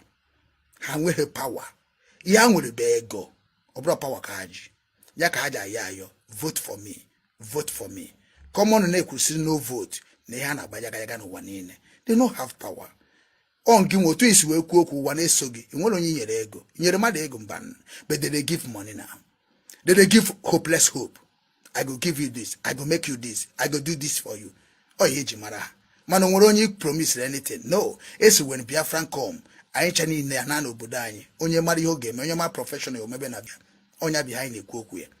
So anwa na nwa n'ụwa wee plan na nkata ka egbuo ofu onye Igbo nwanne gị. Onye ọbụla bụ onye Igbo bụ nwanne gị ofu ọbara igbukwa ha nna power ahụ ị nwere ga-ada. Ịkpakwa ha na nkata ka egbuo power ahụ ị nwere ga-ada. Ọkwa m na-agwa gị ya ọmụ bụ OBINWANNE ndị Igbo anaghị na-ekwu ịga mana ọ bụrụ nke a na-ekwuzi on the air ọzi ihe unu masị unu na-eme mana nna agwa gị na amamihe m ji wee withdraw na m amago na eziokwu m ga-emenwu ka ndị a niile chigharịa. Ọ bụ na mụ na gị na anyị che niile otu anyị nọkịta anyị ekwubo okwu ihe ndị ụka mere anyị from ndị a niile nọ n'ime ụlọ ụka ịpụta anyị nwe amazi ka anyị ga-esi wee nyebe ha ọlụ ha alụba ọlụ anyị akpakọba ego onye ọbụla anyị atasịba onwe anyị ọbụgoro 100 euro anyị na-atụ ya n'ụwa niile wee na-develop factory there onye ọbụla tiri isi anyị were sekuriti anyị gbaa ya taatị anya sign ya na-akpa international kedu ya na-akpa relationship ha ma na the group onye nchere IPOB bịara ime. That is why nji agụgba asị na that structure must be there until ha etete n'ụla because na ndị ụwa amarụgo na ndị ahụ bụ ndị nke na-achọ ka asị n'onu n'afụfụ pụta na ndị nke ahụ bụ ndị na-adị eme ajị ihe na the lineage of Nigeria na ndị nke ahụ bụ ndị nke afro that na ha na-eme ihe niile aka ha kwụ ọtọ kwụ ya IPOB stand for. So na nke nwana nwogu obu na structure go bụ structure na achọ ka ime ka liberate ndị Igbo from the bondage of Christianity. Igafu na igagafa. Igafu na ihe agagafa. Nwere ya Finland enwere ihe oje ka ime. Onwere den ihe na-eme na Ukraine. Ị ga-emere be chọ ka itasi Simon akpa. Ita yes osi ya afọ. What about other people? Imamado ne dey brutal more than Simon Ekpa. Ndị nke na-ebuzi egbe ebu atret unu na-eme nke eme. What about Ohama bụ Simon? Ha nọ n'ala Igbo, biri n'ala Igbo, na-afụ the consequences na na-afụ the pain n'ala Igbo. Na-asị na ike agwụkwọ na ha na-achọ onye ga-enye ha brain. Ha ga-eji wee suppress this demon of politicians. Oh yeah, anyị dịrị. Anọ ihe na-agwa ndị mmadụ sị ya ihe ọbụla na-eme mee nke ga-abara ụmụ ndị aka ha dị ọcha citizen nke ga-abara ha uru. Na ndị mmadụ na-echeta Mandela, na-echeta ndị nke ahụ bụ nke Ghana president onye na president Lawrence somebody. Niye na-echeta because na nwoke etukwuru anyị chere onwe echichi oge eme ndị ọja mee ihe n'onwe ọwọ kwọrịa. So otu akịta na ahụ anaghị akpọgo nke akpọrọ na ndị Kanu ka negotiate nwanne ka ya negotiate 28 men dies in Afarigbe. Nnamdi Kanu flew to Israel. Oh, ihe negotiation pụtara. Madi Ebua stand for the goodness of Igbo and the goodness of Biafra people and the goodness of our people all over the world. They are negotiating. Nnamdi Kanu or Afasina Madi Naba must be here. Tupu me ekwu to these criminal governors. Hana bamugo. Awube. Now, asịsị ka ejezi evidence ka ama ndị nye na Nnamdi Kanu kwuru ya efu na nwa ọzọ ya ga-afụzi nya ka Barrister Joffa je nie ma ngige ha afụgasị m ha. Everia? Ha ya na-eme ha gbọbata gị ha wee mara udu mmadụ ịbụ maka m na gị kwuo okwu ngamonye ịbụ. Mụ na gị kwuo n'okwu na phone ngamonye, nụ ha n'onu gị na phone ngamonye ịbụ. Mụ na gị kwuo okwu na one amarugo m onye ịbụ ozugbo. Is my gift. So enwere ndị nwekwara the gift na Nigeria system. Onye ka ya sị na anyị nwe onwe anyị ananya amarugo ihe nwanne anyị nwere ike ime amago m ihe the governor nwere ike imenwu mara ihe Nnamdi Kanu nwere ike imenwu na akpọrọ ahụ mara ihe o nwere ike ikwu na akpọrọ ahụ maka o ga-esi kwue enidomi isi mmadụ bịa nye m evidence enidomi I don't need them. Onye ka nji agwakwa gị okwu a icheke n'ime onwe gị mana okwu na-agwa gị o make sense to you ka o make sense. Ọ bụrụ that na gị nwa na onwe gị feel that na chi gị gwara gị si n'ụzọ ahụ ị chọrọ isie mana ihe ọ bụla ị na-eme hapụrụ anyị ụmụ Igbo. Hapụrụ anyị ụmụ Igbo. Hapụrụ anyị ụmụ Igbo ma ha na-ezuzu ma ha na-ezuzu we go treat the fuck up. Just ka ndị ahụ na-eme ha ji ezuzu ka I click go ha off. Give na ụmụ Igbo a sense ha nata. And enweghị ndị na-eme ụmụ Igbo ya na-eme ụmụ Igbo Simon Ekpa na abụrụ ndị religion leaders, politicians, they work together. Ihe religion leaders ọrụ ha bụ ime ka brain of my people never think develop. Ihe politician na-eme ka ihe apụ ịgafe ha n'ihe gbasara economies. Enwere ihe ọzọ ị na-eme bido arụ ọrụ a ga-enye gị ego n'ọrụ ahụ ị rụrụ ị na-afụ ego gị fụkwu ya ejije echi mana ọ dịrị otu a na Nigeria. Ịgba bọ ya akọrụ gị ofu akọ n'izuru oshi isi ka imekwanụ biznes ndị dịka e-money ha na ọ na airport na-abịkọrọ ego gị niile. Ewere so ha set sigo ụmụnne anyị niile na the cabal systems. So abịazie ha na-edobe ha na mbụ Reverend Father ọkwa agent of these people in the Reverend Father uniform. Ndị ga nọzi n'epọs na ya bụ e-money ha ga nọzi ebe ahụ agent of ndị nke youth maka na ha nweta ha tụbi ndị akpịrị itonto ndị akpịrị ogologo ha nweta cheoto ha na-asị e-money baba now the same thing ka emere akwa ọkụkọ baba the same thing ka emere nwere enwere okịta eji asọpres ndị mmadụ na imere enwere baba ihe ndị a niile na-ebu ha ncha na-arụkọ. I must swear in the land of Nna Igbo, these people are the people that say Nna Igbo must never be. How when a traditionalist, how when a religion, how when a politics, they are full everywhere. Even how that an IPOB destroy IPOB. Only an IPOB Mexican dog cook a junebu. If we get I'm maybe hatching no. It's about Hana, one a page ya. Ne kucha hanchani ne makato me. I want to die. I want to die. Because ndụ andụ ọ bụ na Chineke anụ ho nụ mesoro m ihe niile na-etiri mkpuku ụmụ Igbo wee mara ihe mma then enwere ndụ eme. So Simon Ekpa gị ka nyere message ya mara ihe gị na ndị gị na na eziokwu anyị ga-eji nwe eziokwu destroy ala Igbo anyị ga-eji nwe eziokwu destroy the whole Nigeria. Ya ka Nnamdi Kanu gwara gị with the truth we finish Nigeria. Stand there gwaba ha sị ya onye ọbụla bụ onye youth Nigeria onye ọbụla bụ onye youth Igbo na ebe nwa nwere right bụ n'Igbo land then ụmụ Igbo ya ma vote ziri Nigeria government in Igbo land again they are agent of Satan. A government is in a hagene achine protect life and property. Life in a waste, the property in a waste. So they can't stand you. Hey, fail go woefully. Even them politics say that our politicians of this time have failed people. So I need evidence of Abraham they could anymore. Kezi cause we have said less in the tiake boom mado. Open here tiake boom mado. Happen I kube no oku, kai kube no oku. Oh muna in a tetanora every day by day. 1 hour do muna about 100 and something years. One nobody eta. Before religion, about Joseph name me where we create religions, Christianity. So obri high game attack and catch ni I need rebu. It name make umunai on window abijima woku me kiss here obi adihama melegie. We need now to let our people to know the dangerous system of Christianity. Obu ni web te go begin me igada kwasa emo igada. Ine me na support reverend fan support pastor igada. And when can wait freedom na Igbo with the name of anybody na bro name of onye nwa Igbo. Other possible. Madam Abia begi we that for also we conquer bega de mi eme. Afa ga de there. Onye nwa na. Anyi nwa na sisira pura anya na anyi kai don sie anya na ata afọ ya na ata is not anybody business. Leave us we want to live like we are. Now can you say Ohaneze Ndigbo? Ohaneze Ndigbo.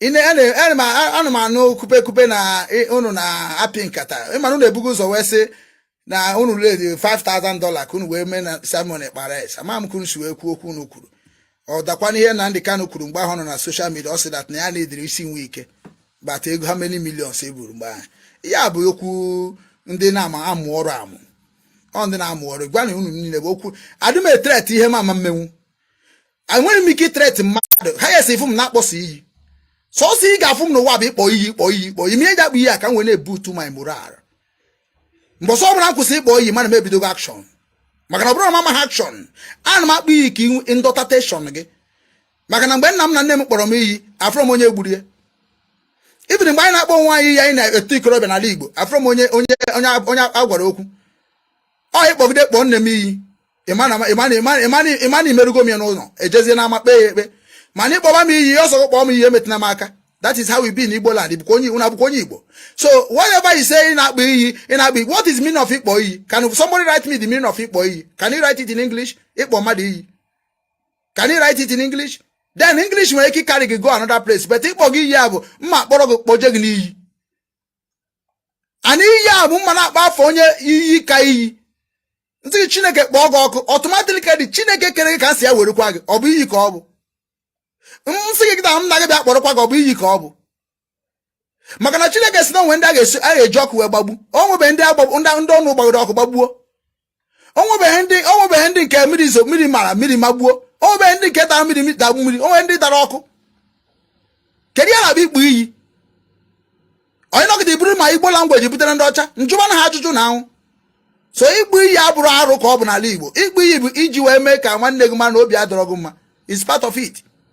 Maka ihe ọbụla imere wee kpọọ nwanne gị iyi then obodo ga-anụ onu gị ọ nne na nna ga-anụ onu gị ebe ọ bụla nwata na-ebe akwa atụ aka nne ya na nne ya ga-anụ ọ bụrụ enwe datin na na-ekwu ọmụbịa tibe gị ihe ọmụbịa gbaba gị katapọt ọmụtụba gị ụta ọmụgbaba gị egbe mba anana m ga-agwa gị nke agaghị eru gị n'ọkpụkpụ na ya sị na iwe nwana na-eru n'ọkpụkpụ iyi ka m kpọrọ gị isi na na-akpọkọ iyi ọ dị sị m na ndị ka n'ahịa unu n'ahịa unu megidere emegide o prichigide unu emegide iwe ewe ọkpọba iyi Simon mgbe obido sị na ya makpụ iyi na ada like ibe ya o megidekwu na epuchigidekwa obidokwu ya. Sometimes let us understand that before mmadụ akpọba iyi na onwe ihe dị ya n'obi o nwere ihe na-ewu ya iwe obodo achọrọ ịnụ onu ihe onye mere some of our people gbafuru agbafu asị na ha bụ ohu asị na ha bụ osu otu akụnụ na suppress anyị ka anyị si n'ala Igbo pụsịsị akụnụ corrupt so ala Igbo mana anyị si na ya enwego the energy home and abroad. We can use our energy home and abroad to fight all the politicians of Igbo land. We are here. Anya so na election adịrọ mma n'ụwa anya so na ịbịakọta ọnụ wee reason ka a ga-esi mee ka obodo dị mma adịrọ mma mana anya chọrọ set of people that going to do that in Igbo land now support from Nigeria. Anya chọrọ ya. We don't want it to say no, we don't want it. You must carry everybody along. Ohaneze Ndigbo ka m gwa gị ọrụ gị. Listen to me ka m gwa gị ọrụ gị very very well because unu na-claim Ohaneze Ndigbo kedu ya na-ezere unu for mụ nwa bụ OBINWANNE Ndigbo unu nwa bụ Ohaneze Ndigbo Igbo bi anyị kenne bụ ndị Igbo. So now, kedu nkunu na-eze? Ọ bụ ihe ọjọọ ka ihe ọma kunu na-eze? Ohaneze Ndigbo. Kedu unu zega? Ohaneze gịnị? Ohaneze ihe ọjọọ. Ohaneze ihe ọjọọ ndị na-like ka eme ihe ọjọọ bụ Ohaneze ndị Igbo mgbe gboo mgbe ndị ọjọọ karịrị ahọpụta ndị ga-abịa na agba mbọ fụ na ihe ọjọọ anaghị abịa na ndị a na-ezu ihe ọjọọ ha chọrọ ihe ọjọọ ka ọ bịa na obodo ha onye bụ Ohaneze ndị Igbo. That's how we started. Then Ohaneze ndị Igbo, why are you supporting each one single politician in Igbo land? Ohaneze ndị Igbo. Did you hear Ohaneze politician there? Did you hear Ohaneze Nigeria there? Did you hear Ohaneze Britain there? Did you hear it? What did you say? Ohaneze ndị Igbo. Ke ndị Igbo anyị na-ezezi? Ke ndị Igbo na-eze? Ikwesị na-eze ndị Igbo eze? Ikwesị na-eze ndị Igbo eze? Ikwesị na-esi eze? Ma gịnị ka iji size Ohaneze ndị Igbo? Ke ndị bụ ndị Igbo na-eze eze? You don't want to know. You don't want to know or you don't know. Then ndị Igbo na-eze bụ religion. Ọ ha Christianity bịara abịa. When they start doing havoc in Igbo land, ezebe ha ezebe, ahọpụtazi ndị eze ga na-eje eze ndị a. Ahọpụta ndị eze ga na-eje ekwuchite ndị a. Ke ndị bụ ndị eze a? Onye ọbụla bụ onye chiri igwe n'ala Igbo bụ a corruption human being. Onye ọbụla chiri igwe n'obodo anyị niile is a corruption man. Achọrọ m ịma who you are. Enwere igwe Nsụka m na ya kwugoro okwu. And I saw ofia n'ime, ofia ka o nwere na. Onye dị na Jos onye baa gwacha ya eme ọ bịakwa ọkọrọ eziokwu ọsọ anyị ọrịakwasa da okwukwa maka ọmadị oge ma isi fear ọpụtasị na kwa anyị nwanụ nwaanyị ga-abịa zọ ha nsi nso gbadrọ ọnụnụ pakọrọ anyị n'azụzụ ka anyị kwuo okwu ka anyị mee ya game na anyị nwere sistem IGP ime nke anyị. Onye ọbụla sị ya bụ eze n'ala Igbo nwanne gbara onye ahụ ọsọ. Ihe niile abụcha one umbrella in the corruption bịa n'ala Igbo. Ha cha niile enwere dị ka ndị eze nwere dị ka ndị igwe. Ihe anyị nwere n'ala Igbo bụ ndị isi onye isi onye tokarị n'obodo unu bụ onye maọbụ onye isi obodo. Onye ka na-eze eze, onye ka na-ene onu a na-ege ntị n'onu maka na eji ezie mgbe ahụ ihe na-eze bụ okwu ọnụ ya ka o si ekwu maka na ọ bụ na okwube ọ maghakwa onye ọ mara na ihe ọma bụ ihe obodo ji biri. Onye ọbụla mebiri ihe obodo ji biri bụ onye ọ mara. Otu anyị si biri na gboo and otu aka anyị na klam ụka anyị na chi azụ onweghị ga-akwụsị nwunye you no go fit stop am. Agụtara na akwụkwọ. So Ohaneze, your duty is what I am doing no OBINWANNE Ndigbo. Your duty is what I'm doing in OBINWANNE Ndigbo. I'm bringing Igbo conscious people all over the world to come in on one umbrella to know themselves. That is why my mission no OBINWANNE Ndigbo hajide ha gworu nie mgbe m kpọkọrọ ndị Igwe niile ka ha bịa ihe ji kpọkọ ndị Igwe niile ka gụọ the message to all of you before ndị nke m zuru ozi n'ala Igbo bụkwa ndị na-aghọtara ihe mission me ha mee ka ha si like maka na ihe m bụ n'uche ka m dere n'akwụkwọ ka unu gụọ ya ka ọ ga-esi gazela anyị na-anọ m n'ndụ wee fụ n'ala Igbo na-aga n'iru ọfụma. Ihe na-eme n'ala Igbo today now Ohaneze kwesịrị ịnọ in charge of everything na-aga n'ala Igbo. Unu adịkwa in charge ya. Ohaneze ndị Igbo unu kwesịrị ime ụmụ unu n'one nọ n'obodo oyibo. Unu kwesịrị ime onye ọbụla bụ onye Igbo nọ n'obodo oyibo. Ọ ya duty. Ị kwesịrị ime ndị nọ n'ụlọ ma ndị nọ n'ama ọ ya duty. Unu na-eme unu just sign a contract with Nigeria and use Nigeria to be killing your people and you say people will listen to you. Ịmara Ohaneze ndị Igbo kwesịrị ịbụ ihe na-ajụ na ndị Kanu. What are you people talking about Biafra? Ka unu na-ekwu about Biafra. Onko Ojukwu mere kwuru na-ekwu ka ọzọ. Then na akụziere ha ka Ojukwu si mee. Gwazie ebe Ojukwu emetebezie. Otu Ijọ na-ekwu okwu si na bifo na-ebutere ha Biafra abịa kọwalụ ha. Otu aka Igba nke si ajụ. Otu aka Igbo kwesịrị na-ajụkwuru ndị Biafra. Kedu unu chọrọ? Dịka Chike Dozie na ndị ọzọ niile na-apụta ha sị na ha na-ekwuchitere anyị niile. You know they talk for us. Because ikwuchitere mmadụ bụ ọ bụrụ na leta bịa na tebụl m nso binye aka na akwụkwọ yes na ihe a na-ekwere m amara mmadụ na-ekwere mmadụ n'obi ede ọ dịkwa na keleshọn na chi ime ịnụgoche ịchọ ikwu okwesị ọ bịa ebe ọwa IPOB niile nọ n'ụwa niile ma ndị IPOB amara ya ọ ya ka ikwuru ha ji dize ka ikwuru ịgbakọta ishi ime announcement imele onwe gị announcement mmadụ ịtọ nọ na one room maka ori nonsense abịa mee na public emesiri na ị na-edefend mmadụ onye ka na-agwakwa Simon Ekpa kedu ngwere ikpeazụ kedu ndị gị na-eme sit at home declaration a how can it where did you start it? How did you start? Who and who discuss about this? Get implication and I could make that then agwakwa na eme ya otu asịkpa ya akpa na nga akwadie na ọbụna ga-eme ọbụna ha ga nọ n'ụlọ anyị nwanne nwaanyị bụ nọ n'obodo oyibo ataso onwe anyị ego nri nwee nwezi ndị na-eji asakuleti nri na the families nne dị n'obodo Oh, yeah, could you guys no 3 days, 4 days without giving him something to upgrade my kana or Hana my name and then boss. Oh, yeah, I'm nothing will come probe him more. You know that sending the man no just like that to me and more about I like from here. Open that one day and election is okay. But open give me 1, 2, 3, 4 or draw my or 4 questions go my here. We are dying every day by day and claiming that we are defending our people. It doesn't make sense. Ohaneze Ndigbo kwesịrị kita na Ohaneze Ndigbo ka ngwakwa gị ga eme ogazie. Anyị ni na-ebo ofu ogazie ga ogazigoro mu a. Even ike ọchịchị agwụkwọ na ma chọdụ m ị na-akpọsị ndị mmadụ na-agwa ha okwu ya ka nji mechisie eme ihe niile na-eme ka m concentrate go n'ihe na-ekwu. Maka na ebe a kita na people are listening to me, people are taking record.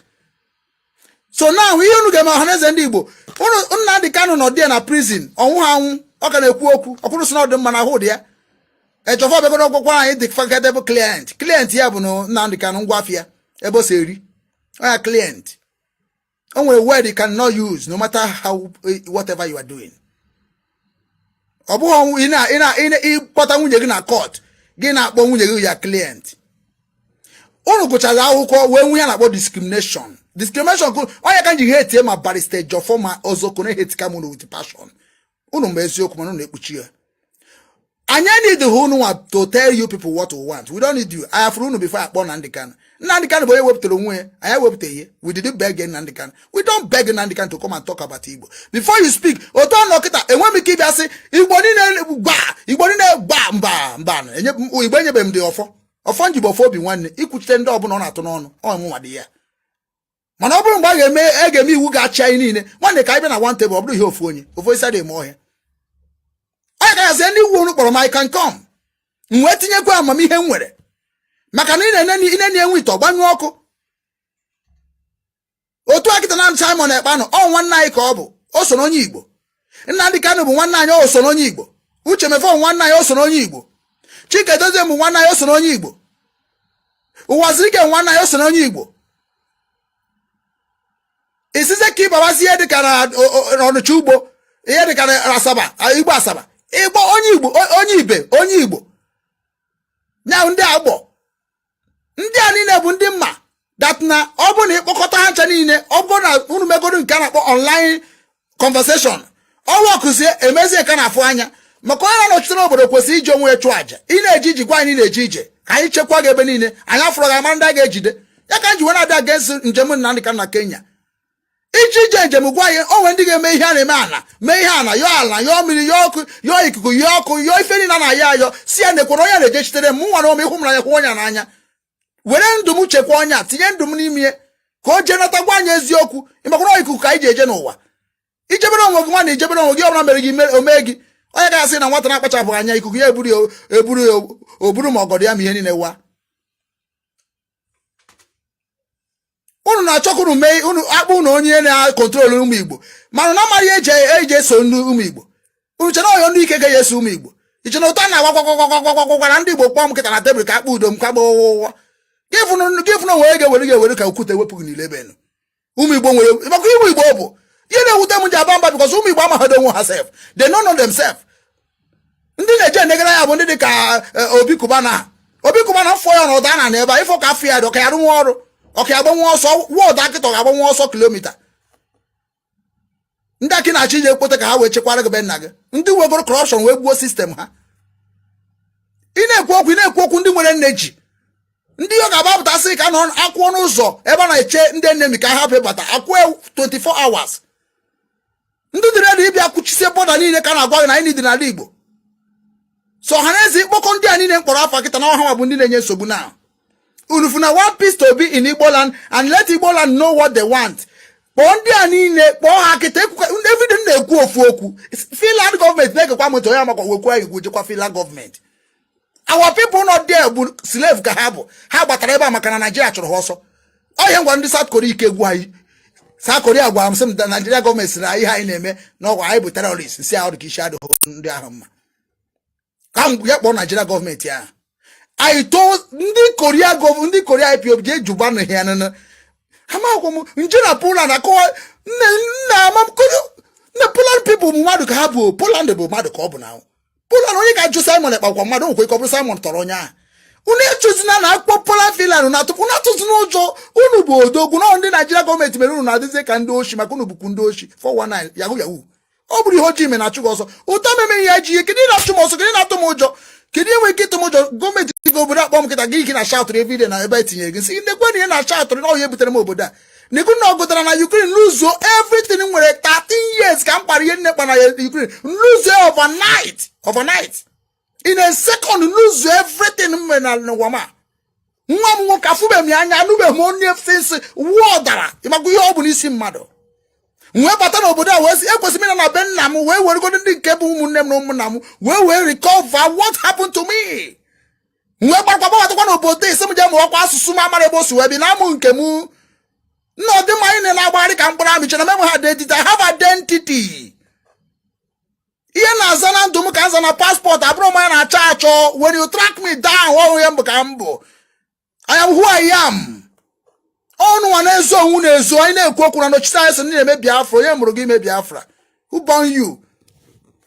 Ohaneze ọ bụ na ịchọ ka udo dị go and bring those people together.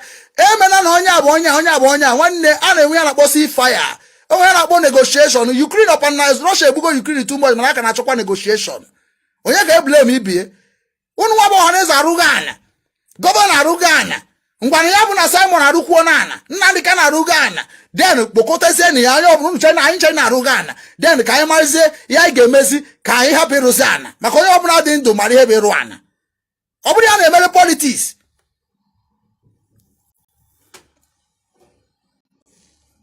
mba hapụ mụ adịm strong my son ihe na-efu n'ụwa that is what I'm going through. I am going through like I supposed to die. Even if I'm getting my blood test, every time I feel blood test. In general class, sometimes I don't carry the way. People, unless you change because I am going down every day. I live bad drama. MMC, but I need me. I see anything with us. I go to work. People are not going to come and say, Nani can answer. DOS say, DOS answer. Who care for this bullshit? Who care? It got a suppression of something. It got a emotional something. That's why you nje kueria. Mbamuro mo eje kwa no bi tama food ichi.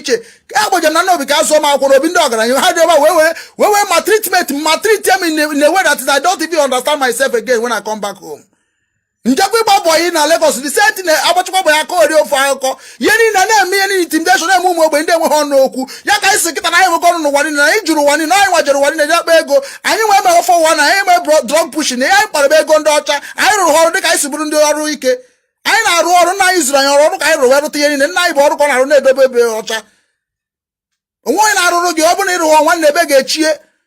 Anyị so ogwuo wayo ndị gburu wayo ndị dị ka Peter Okoye how are going to support Peter Obi? Why am I should go to support Peter? Peter, come and listen to the people that is genuine in Igbo land. You are not genuine. It is genuine. Why are you not calling these people that is suppressing the people not Igbo land? Ka akwụsị ya. Mgbe go na ọchịchị ka ihe nwe ọnụ okwa ya dịbe na ọchịchị mana ya go n'okwu. Imagine anyị nweze power ihe enwe. Taa bụ ebe so onye ọbụla wee onye ọbụla na-esekpara na agafe cross border. Maka gịnị ji ime? Ime ihe ọjọọ ịtarị ya afụ.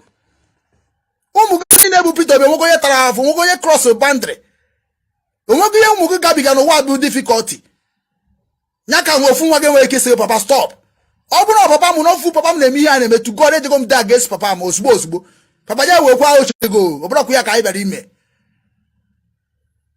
emugo m nwa isi that na okay ngwa papa isi m emesi na ngwa na ihe choice m give me my choice ngwa unu si act na against of useless hopeless Nigeria election ngwa nyere m ihe nchọrọ na give me my own right. Peter Obi enwego right nke from our own ọ dobiri nke m dobiri nke gị wee nweta onwere oji ego nọ na London ụmụ ya niile nọ die onwe ihe Nigeria agbaba mebe gbum ka ha si wee mana ọ ga-eme because onye na-ese eti ọnya amarago ka ọnya ga-esi ma ọ mara onye nwa ọma onye okwere ọnya ha rụsasị ụlọ ebe niile na-emezi expect na at least onwegoro ka isi zuzo ezo ya pocket ka Peter Okoye pụta gwa unu ihe niile dị die wee gwuru that na after all unu chọọ ka Nigeria ga ọga ụda chọrọ gbasara ozi ya ma na-enwegokwa another home na America. That is how they be. Jim Ige ha chanoch America na onwe ka obodo si dịba ma ha wuchie back nkịta na ha jụọ ka amarịa ga-eme ka ndị na-agba mbọ were obodo wee chibe obodo ha chame ka ha mara ndị ahụ niile bụkwa ndị ahụ na-akpọ poverty na poor people na weje nweta ya na-ekwu okwu ha bụ ndị izi ga-awụchie rụọ n'isi oche dịka anyị si wee bụ ndị izi je ya ekwu okwu na IPOB tie mgbu ọnwụ tie mgbu udo tie mgbu mgbakọ ticha mgbu ha bịazi si na anyị bụ starking the threat anyị si n'ebe a pụọ something we want to we know iche ma mara ihe na-emenu kedu ka mmadụ ga-esi mmụọ nwe na ha nọ wuti nwa gị papa mmadụ anọ wuti nwa o nwere ihe m gwara my wife agwa my wife si ya my wife mara m nwere strong heart ihe ọ na-akpọ m ọ sị na you are acid your voice always acid maka ngwa gị ọ gbara ọsọ ngwa gị okwu na die ka ya die onwe ị na-anụ maka kansa na maybe kansa na anwụ if I talk to you ọnụ mama m ọnịcha mana ọnụ ka m ji eri ngwasịa gị ihe m ga-agwa gị onwe onye ga-akata obi gwa gị m ga-agwa gị ngwasịa gị n'ogo m ime ka move the worst abịakwuo ifuru onwe ndị na-echekwu eche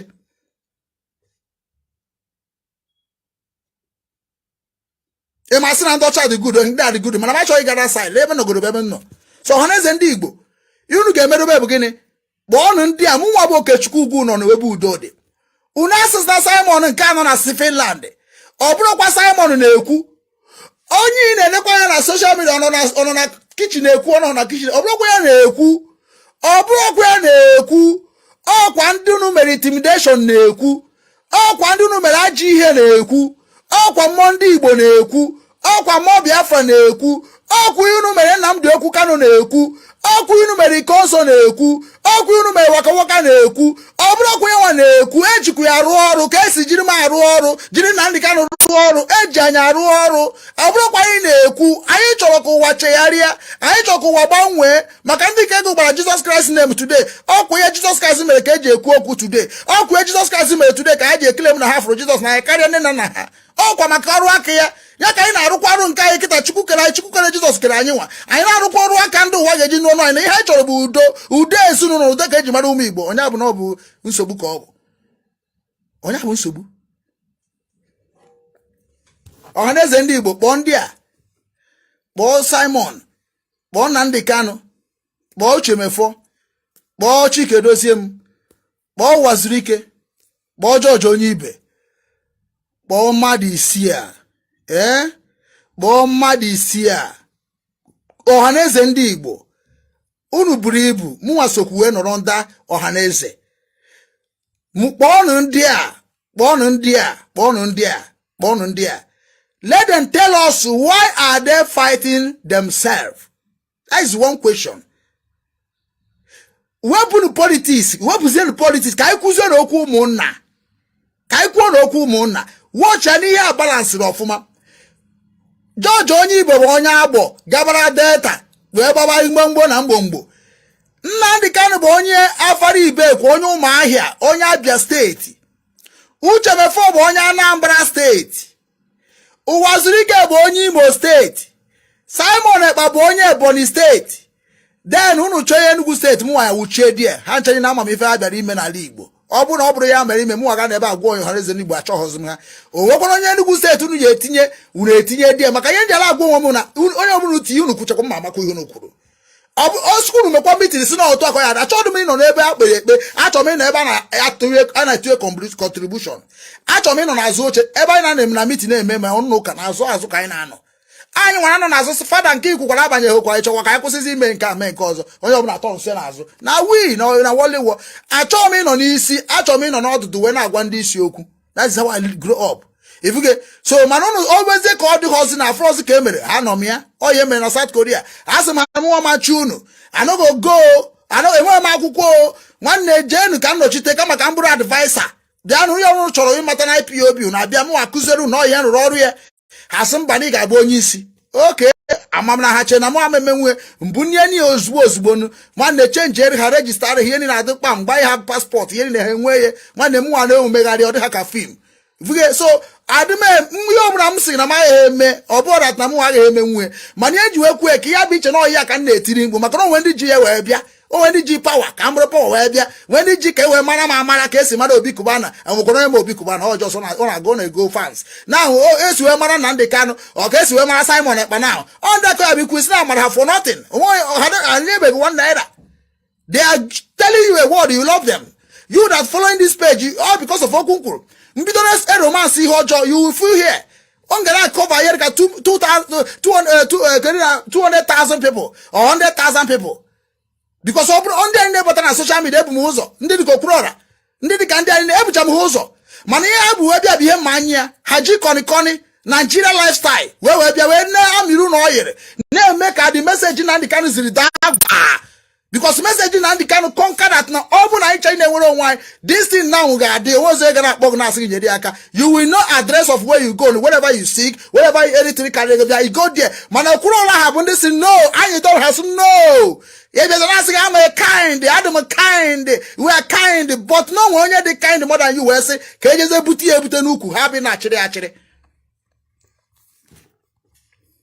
Ohaneze Ndigbo biko ayoko mu amako mu ndi sunu obrukwa maka ụmụ atakịrị nke na-ekwu ma agwa Simon Ekpa no Ohaneze Ndigbo youth mama kpu iyi now that person na oruhokwa ehebu onye na ọ na dị ka nke kwesị no Ohaneze Ndigbo youth ọ na dị ka nke abụta enyi ya si abụrụzi Ohaneze Ndigbo youth global enyi ya ọbụ title ya ọ na-aga fasi no na maka onye na-aga no ihe ọ ga na-eje bụ na-eje mba niile dị iche iche na-agbasa ozi ọma gbasara ihe gbasara culture ndị Igbo inye mmadụ onye dị smart ma ihe ọ na-eme ọbịa isu English ọ sụọrọ gị dawawai ọchị isu Igbo sụọrọ gị dawawai even ọchị isukwanụ obodo nọ n'ime obodo ọbụla ọbịa n'ime ọkpọ national coordinator ọ tiri dị chena ọma ihe structure maka na onye ọbụla nwere akwụkwọ obodo ị ga-amarịrị asụ obodo ịma asụ obodo ị ga-ejekwa gote translator that is your business n'unu jere ebe ahụ nọchitere ụmụ Igbo ọ ya ka na-ekwu okwu ọ bụrụ nwa nka mmadụ etinye ebe asụ Ohaneze Ndigbo onye mbụ ọka meghe elu n'ụwa niile ọka m jide ego ọka m ekwu okwu ọka mmadụ ihe ụmụ Igbo na-ekwu okwu kedu eji wee mee onye ahụ Ohaneze Ndigbo unu gote onye ụlọ akụ na-etinye ebe a wee na-egwu ndị Igbo wayo ụmụ mmadụ na-atagharị afụ maka na ụfọdụ amaghị ihe bụ politiks kịta anyị niile ga-aba politiks anyị niile ga-aba politiks mana anyị ga-abịa n'ụdị anyị ga-eji wee nweta nwe ihe anyị chọrọ na ọ bụkwa anyị baba politiks nke anyị ga-aba ịba anyị ejekwa ihe sọtọsụba aka wute ndị amadị ihe mana ije eme ka ihe wute onye amaghị ame o mebiere gị nke nwa n'ịma ama ịmalụ Ohaneze Ndigbo make sure that unu cha je negotiate kita ga na gbakwa ga dịkwa makwa after the election ihu na-emesiri ihu na-eme unu je eme meeting with ndị governor nwanne ihe mere na egbubere governor kita because of Nnamdi Kanu ka ngwakwa eziokwu na governor Soludo ka dị ndụ na-akpagharị maka na Nnamdi Kanu ka dị ndụ anne nwere mgbe beche na afro Nnamdi Kanu dịka election na kpụrụ otebe amago many ọkọkwa many group ya pụta afugo many group o ndị ga-agba kpọgra phone asị gị nwanne obi nwanne unu akọsịla ihe unu akọ that is why sometimes I hate you I hate this akwa ndị na-arụrụ ọrụ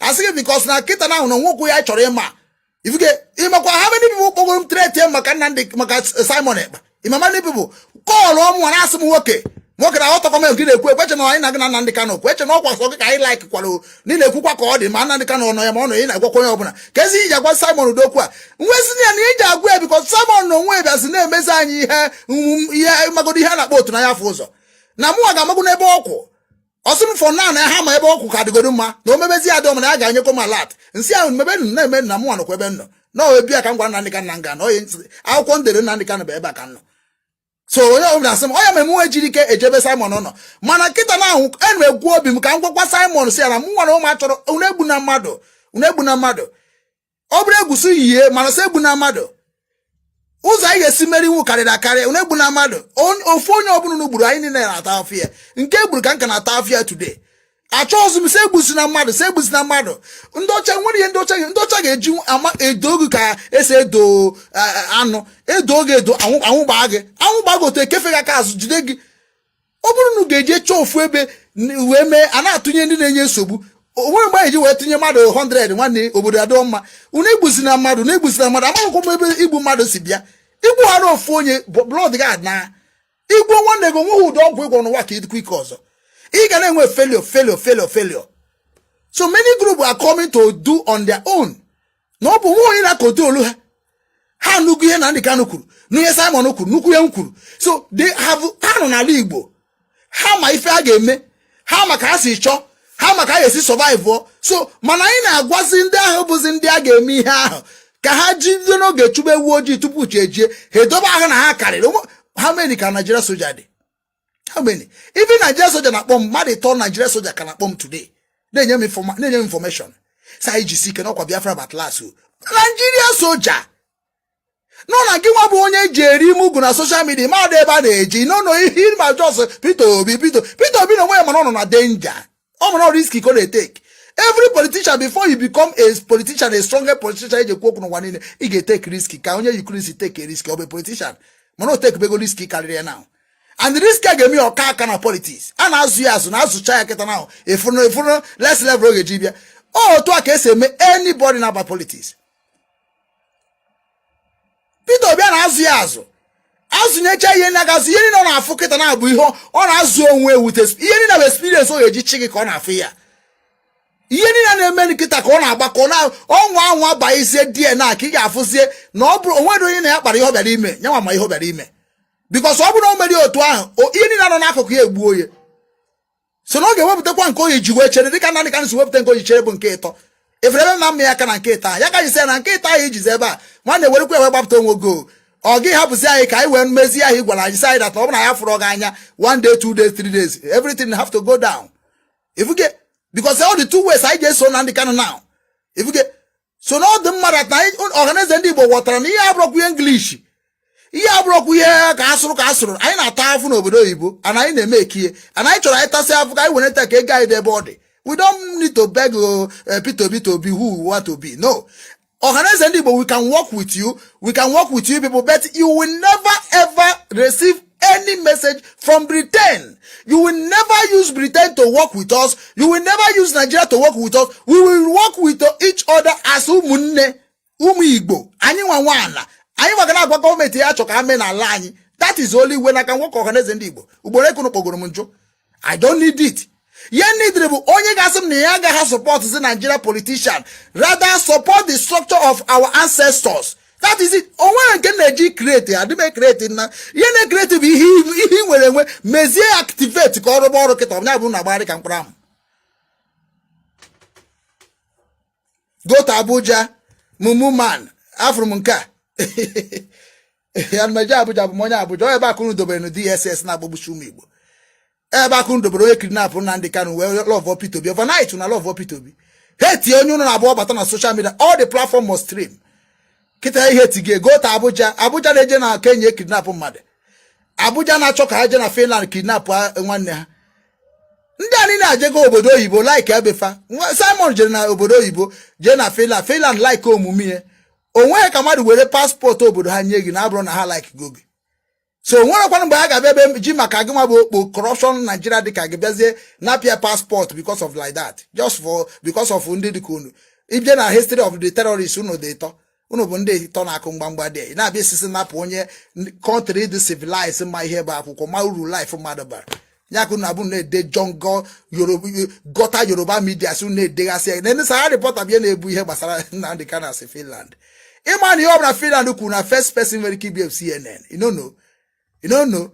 That Finland, as a Nigeria, the important, na Nigeria the important to Finland. I just say came here, Finland will issue a statement for any threat in the giant of Africa. According to how you know they talk nonsense on the quote. As not just na Sahara reporter be easy, Sahara reporter bundoshi. Sahara reporter be easy, Simuwa. Akwana guni. Is I fight an IPOB with Sahara reporter, Vanguard, Punch. I do be chef. But you have run all the gumnisi. Sahara reporter and show onye come the way hate show with a passion. Show it. Is another criminal. No answer that. On one year man no wa kachore even bauru no wa. Show is very very dangerous man. A very dangerous man, worse than nobody. Each Sahara reporter will not suppress indigenous people that are speaking their mind. Today in a talk every election. Sometimes I cheat behead himself. We never cheated again. If we know founder of Sahara reporter. In a bill, nonsense guy in easy. As far as I concerned, you need Sahara, but propaganda. No one is good. Don't go to Sahara reporter to copy anything. They are propagandalists. But I get taken on Wakiyama. Even BBC, who knows so today. Mgbe jidere Nnamdi Kanu na Kenya, BBC Live bịara na Abuja say they have arrested Nnamdi Kanu in London. I capture that. Ha jege delete na ndị okpo. Ona fekwana ha delete ndị professional journalists ndị nwụrụ anwụ. Makwa mgbe anyị bidoro mee ka anyị bụ nke anyị bi ụwa. Anyị da agụ nke anyị agụ. Maka na ihe megu journalist bụ ihe ịma. And how to present it to the public. When he also be journalist. So now why in the BBC is na ejide Nnamdi Kanu na London? Man on na Kenya. They check in the report man Abuja. Now Sarah reporter they go say na Nnamdi Kanu maker, Nnamdi Kanu beg this one. Una ma yo na ebu every day. Una be go like say nke okuru na nke Simon. But ya kunu jibru hypocrisy now. Madam Nya Ohaneze Ndigbo, Ebu Igbo World Congress. Imokuru Bucha, a Jofos Nya only Igbo World Congress. What are you? Would have Igbo ne guayo? Would have Igbo ne destroy you Igbo? About the Igbo we problem na mambazo. Onwe ye many mundu Igbo na ba chudo. Una na zabo ba for na kpari no wanine. Enugu community na Germany, Anambra community na Germany, Ebonyi community na Germany. Their community in Germany. What is those communities doing? Nnamdi Kanu will overtake all of you. Abroad the same thing. Nnamdi Kanu be messy a corporate general. How people discriminating? Nothing like Enugu, nothing like Aibofu. Una be kwa chokwa kunu buonye nke kpokoro anya onu in one way or another. Now, ke onye ozo foro onu. Ohaneze Ndigbo je me na oru unu na chokwa ni me oru unu. Ihe obuna putara na. Anyị no na eche no. Unu bụ mmadụ anyị bụ mmadụ na unu gụrụ akwụkwọ ndị gụrụ akwụkwọ n'ihe anyị na-eme dị ihe unu na-agụkwa na agụrụ akwụkwọ unu gụrụ bụ copywriting unu just copy ndị Britain na-eme we na-agwa anyị okwu. Now Biafrans,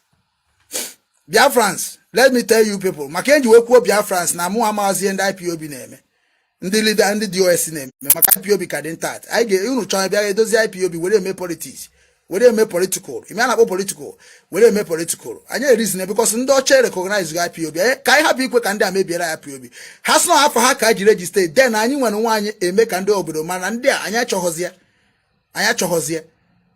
ọ bụkwa na Nnamdi Kanu say that na onye ma bịa ga na-ekwu ka oyi si na-agwa anyị ma obi adịghị ma anyị emepegharị ihe ọzọ register ihe ọzọ migrate there that is it ọ bụrụ iwu na ọ ga-aba IPOB bụ ejesi agwụ ọ bụ na ha achọghị respect the indigenous then let them go and lead themselves. A lot of foundation we can use to work and make our land and make ourselves to be unit is too much. So onye ọbụla bịara iji nke emere anyị nganga we make a move. Why can't you create OBINWANNE foundation to be telling you people what the really foundation stand for? Emepego m radio mepie niile mepe ma app ka mmagodu ihe ndị a ga-asị na ha ji eri anyị ego ka mmagodu mgbe ọ ga-abụ oru mkpọtaba ndị ahụ niile ihe niile ọbụla ha kwuru mkpọtọ onye nke mmeri m mgbede mkpọtọ onye nke mmeri eje cheke capacity ka mara ebe unu na-eje emi ka mara ihe unu ji eri anyị ego ahụ let me know because unu bịa na-egwu ụmụ Igbo na-amara ihe wayo nwe batafunu na-egwu ụmụ Igbo wayo njiri aka m wee jize nwaanyị ka nke unu ka ese keji n'ọba.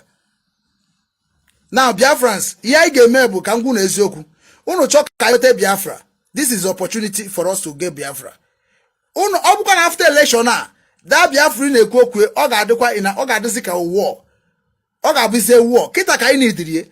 Men na-ede na onye na-ede Ohaneze Ndigbo reconcile our brothers together ka anyị wee mara ihe anyị ga-eme na election maka na ịtụ election na Nigeria in Igbo land ọ ga-abụ under condition.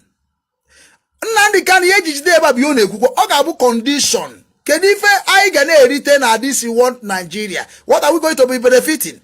And how can we be running our home? Na ya etetego nwoke etetego take care of himself. Ọ bụ ya na-ekwu. Let us come together and talk about Igbo nation. Anyị asọrọ gị je close on Nigeria. When we now understand ourselves as Igbo first, then amazi ndị ebe onye ga-eje chitere anyị ozi.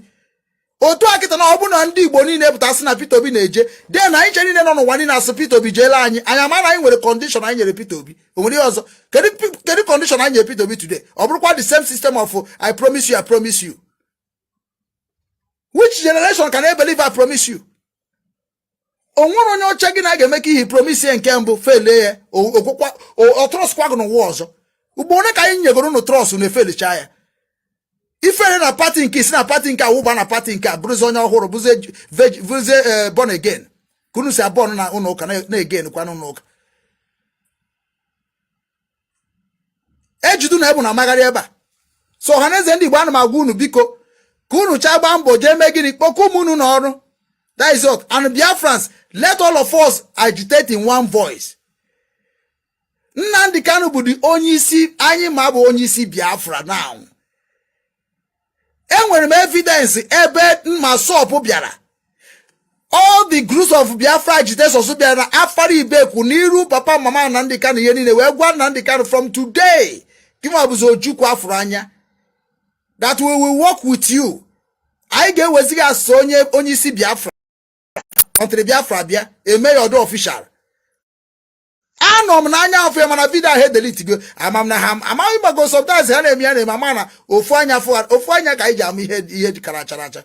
Mfụkwa ana nke ahụ mana ga-ezu dịka si wee mfu nke ndị ọcha bịa na ayọ ndị Afrịka biko maybe na ha yọchara biko ahụ na ndị ahụ ka dị ndụ bụ ndị meri aha iwe ha si delete delete nke ahụ ị ka na-afụ nke ahụ mgbe ndị ọcha na South Africa will forgive you our ancestors ome nke ị ka na-afụ enegosi am something ka na-agwakwa ndị a nke ahụ na ndị Kanu kwuru na Afara Ibeku onwe ozi onye jie nke ọ bụla ha ma nọ na chi destroy ha na ọ bụ na onye je yuzi echi ifuge ha delete ye. So na ebe na ndị Kanu nọ dị ka anyị focus on na ndị Kanu weze na ndị Kanu wee speak for the ndị na-enweghị ike ikwu na ọmara ihe na-eme politics. That is it. Ọ bụ na ha chọọ ha wee na ndị Kanu agbapụta na ndị Kanu ha gbapụta na ndị Kanu then negotiate them with ndị na cause violence according to them. Maka na ọ bụrụ violence ka mkpọrọ ya ihe mkpọrọ ya bụ na ndị ahụ bụ dictatorship don't want people to live. Maka na onwe ihe dị ka negotiation ndị ọcha anyị chọrọ negotiation anyị chọrọ reconciliation anyị chọrọ referendum anyị chọrọ ka anyị ghọta onwe anyị onwere ihe ọzọ. Kedu ndị ọcha bịa kịta gasị gị isi no I don't want I want everybody will die. Imagine na ha amaghị ihe na-ekwu bụ eziokwu ijekwusa mara sị na I want my people to understand what they are voting for. Onwere ihe ọzọ. Ekene m unu. So Biafra ọ bụrụ ịbịa na-asị Simon Ekpa ka anyị ga-eso Nnamdi Kanu ka anyị ga-eso DOS wise ndị a niile bụ scammers. Forget all those things. Onweghị nke m support otu ma support họ ihe a ndị akwa ọkọ na mmiri ihe na-eme I no support that nonsense. Ọsọ nwere ike ịgụ gbatanwu bụ ozi ọma mmiri na-ezi mana ọ bụrụ ihe niile ahụ na-esusu n'akụkụ ya onwere ụdị nke mmadụ elekwa n'anya side ya akwa scamming. Now abịazie na ihe dị na Biafra the same thing na onye nke a support Nnamdi Kanu support Uchemefo support Simon Ekpa anọghị na that one ha ncha niile bụ ofu ọ Biafra ka na-ekwu okwu. If he said that na iji haja obi abịa na side group nke gị then call for negotiation. Call it, write it, publish it. This is not blogging na Nigeria na arụkọ.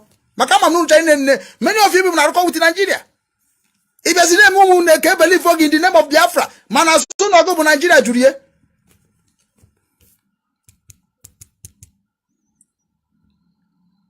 Now Soludo gị maka ngekuzi before Peter Obi. Soludo anụ m n'ijere Ọkịja na program Ọkịja onye Ọkịja ka m nụrụ ya mbụ Onowu Igbo. Amara ejere m egeghe m ọfụma maka na ọ bịara ikwu mata m jecha m but na m furu topic afọ m caption ya. Soludo anụ ma yogo with aha Chukwu oke abịa ma.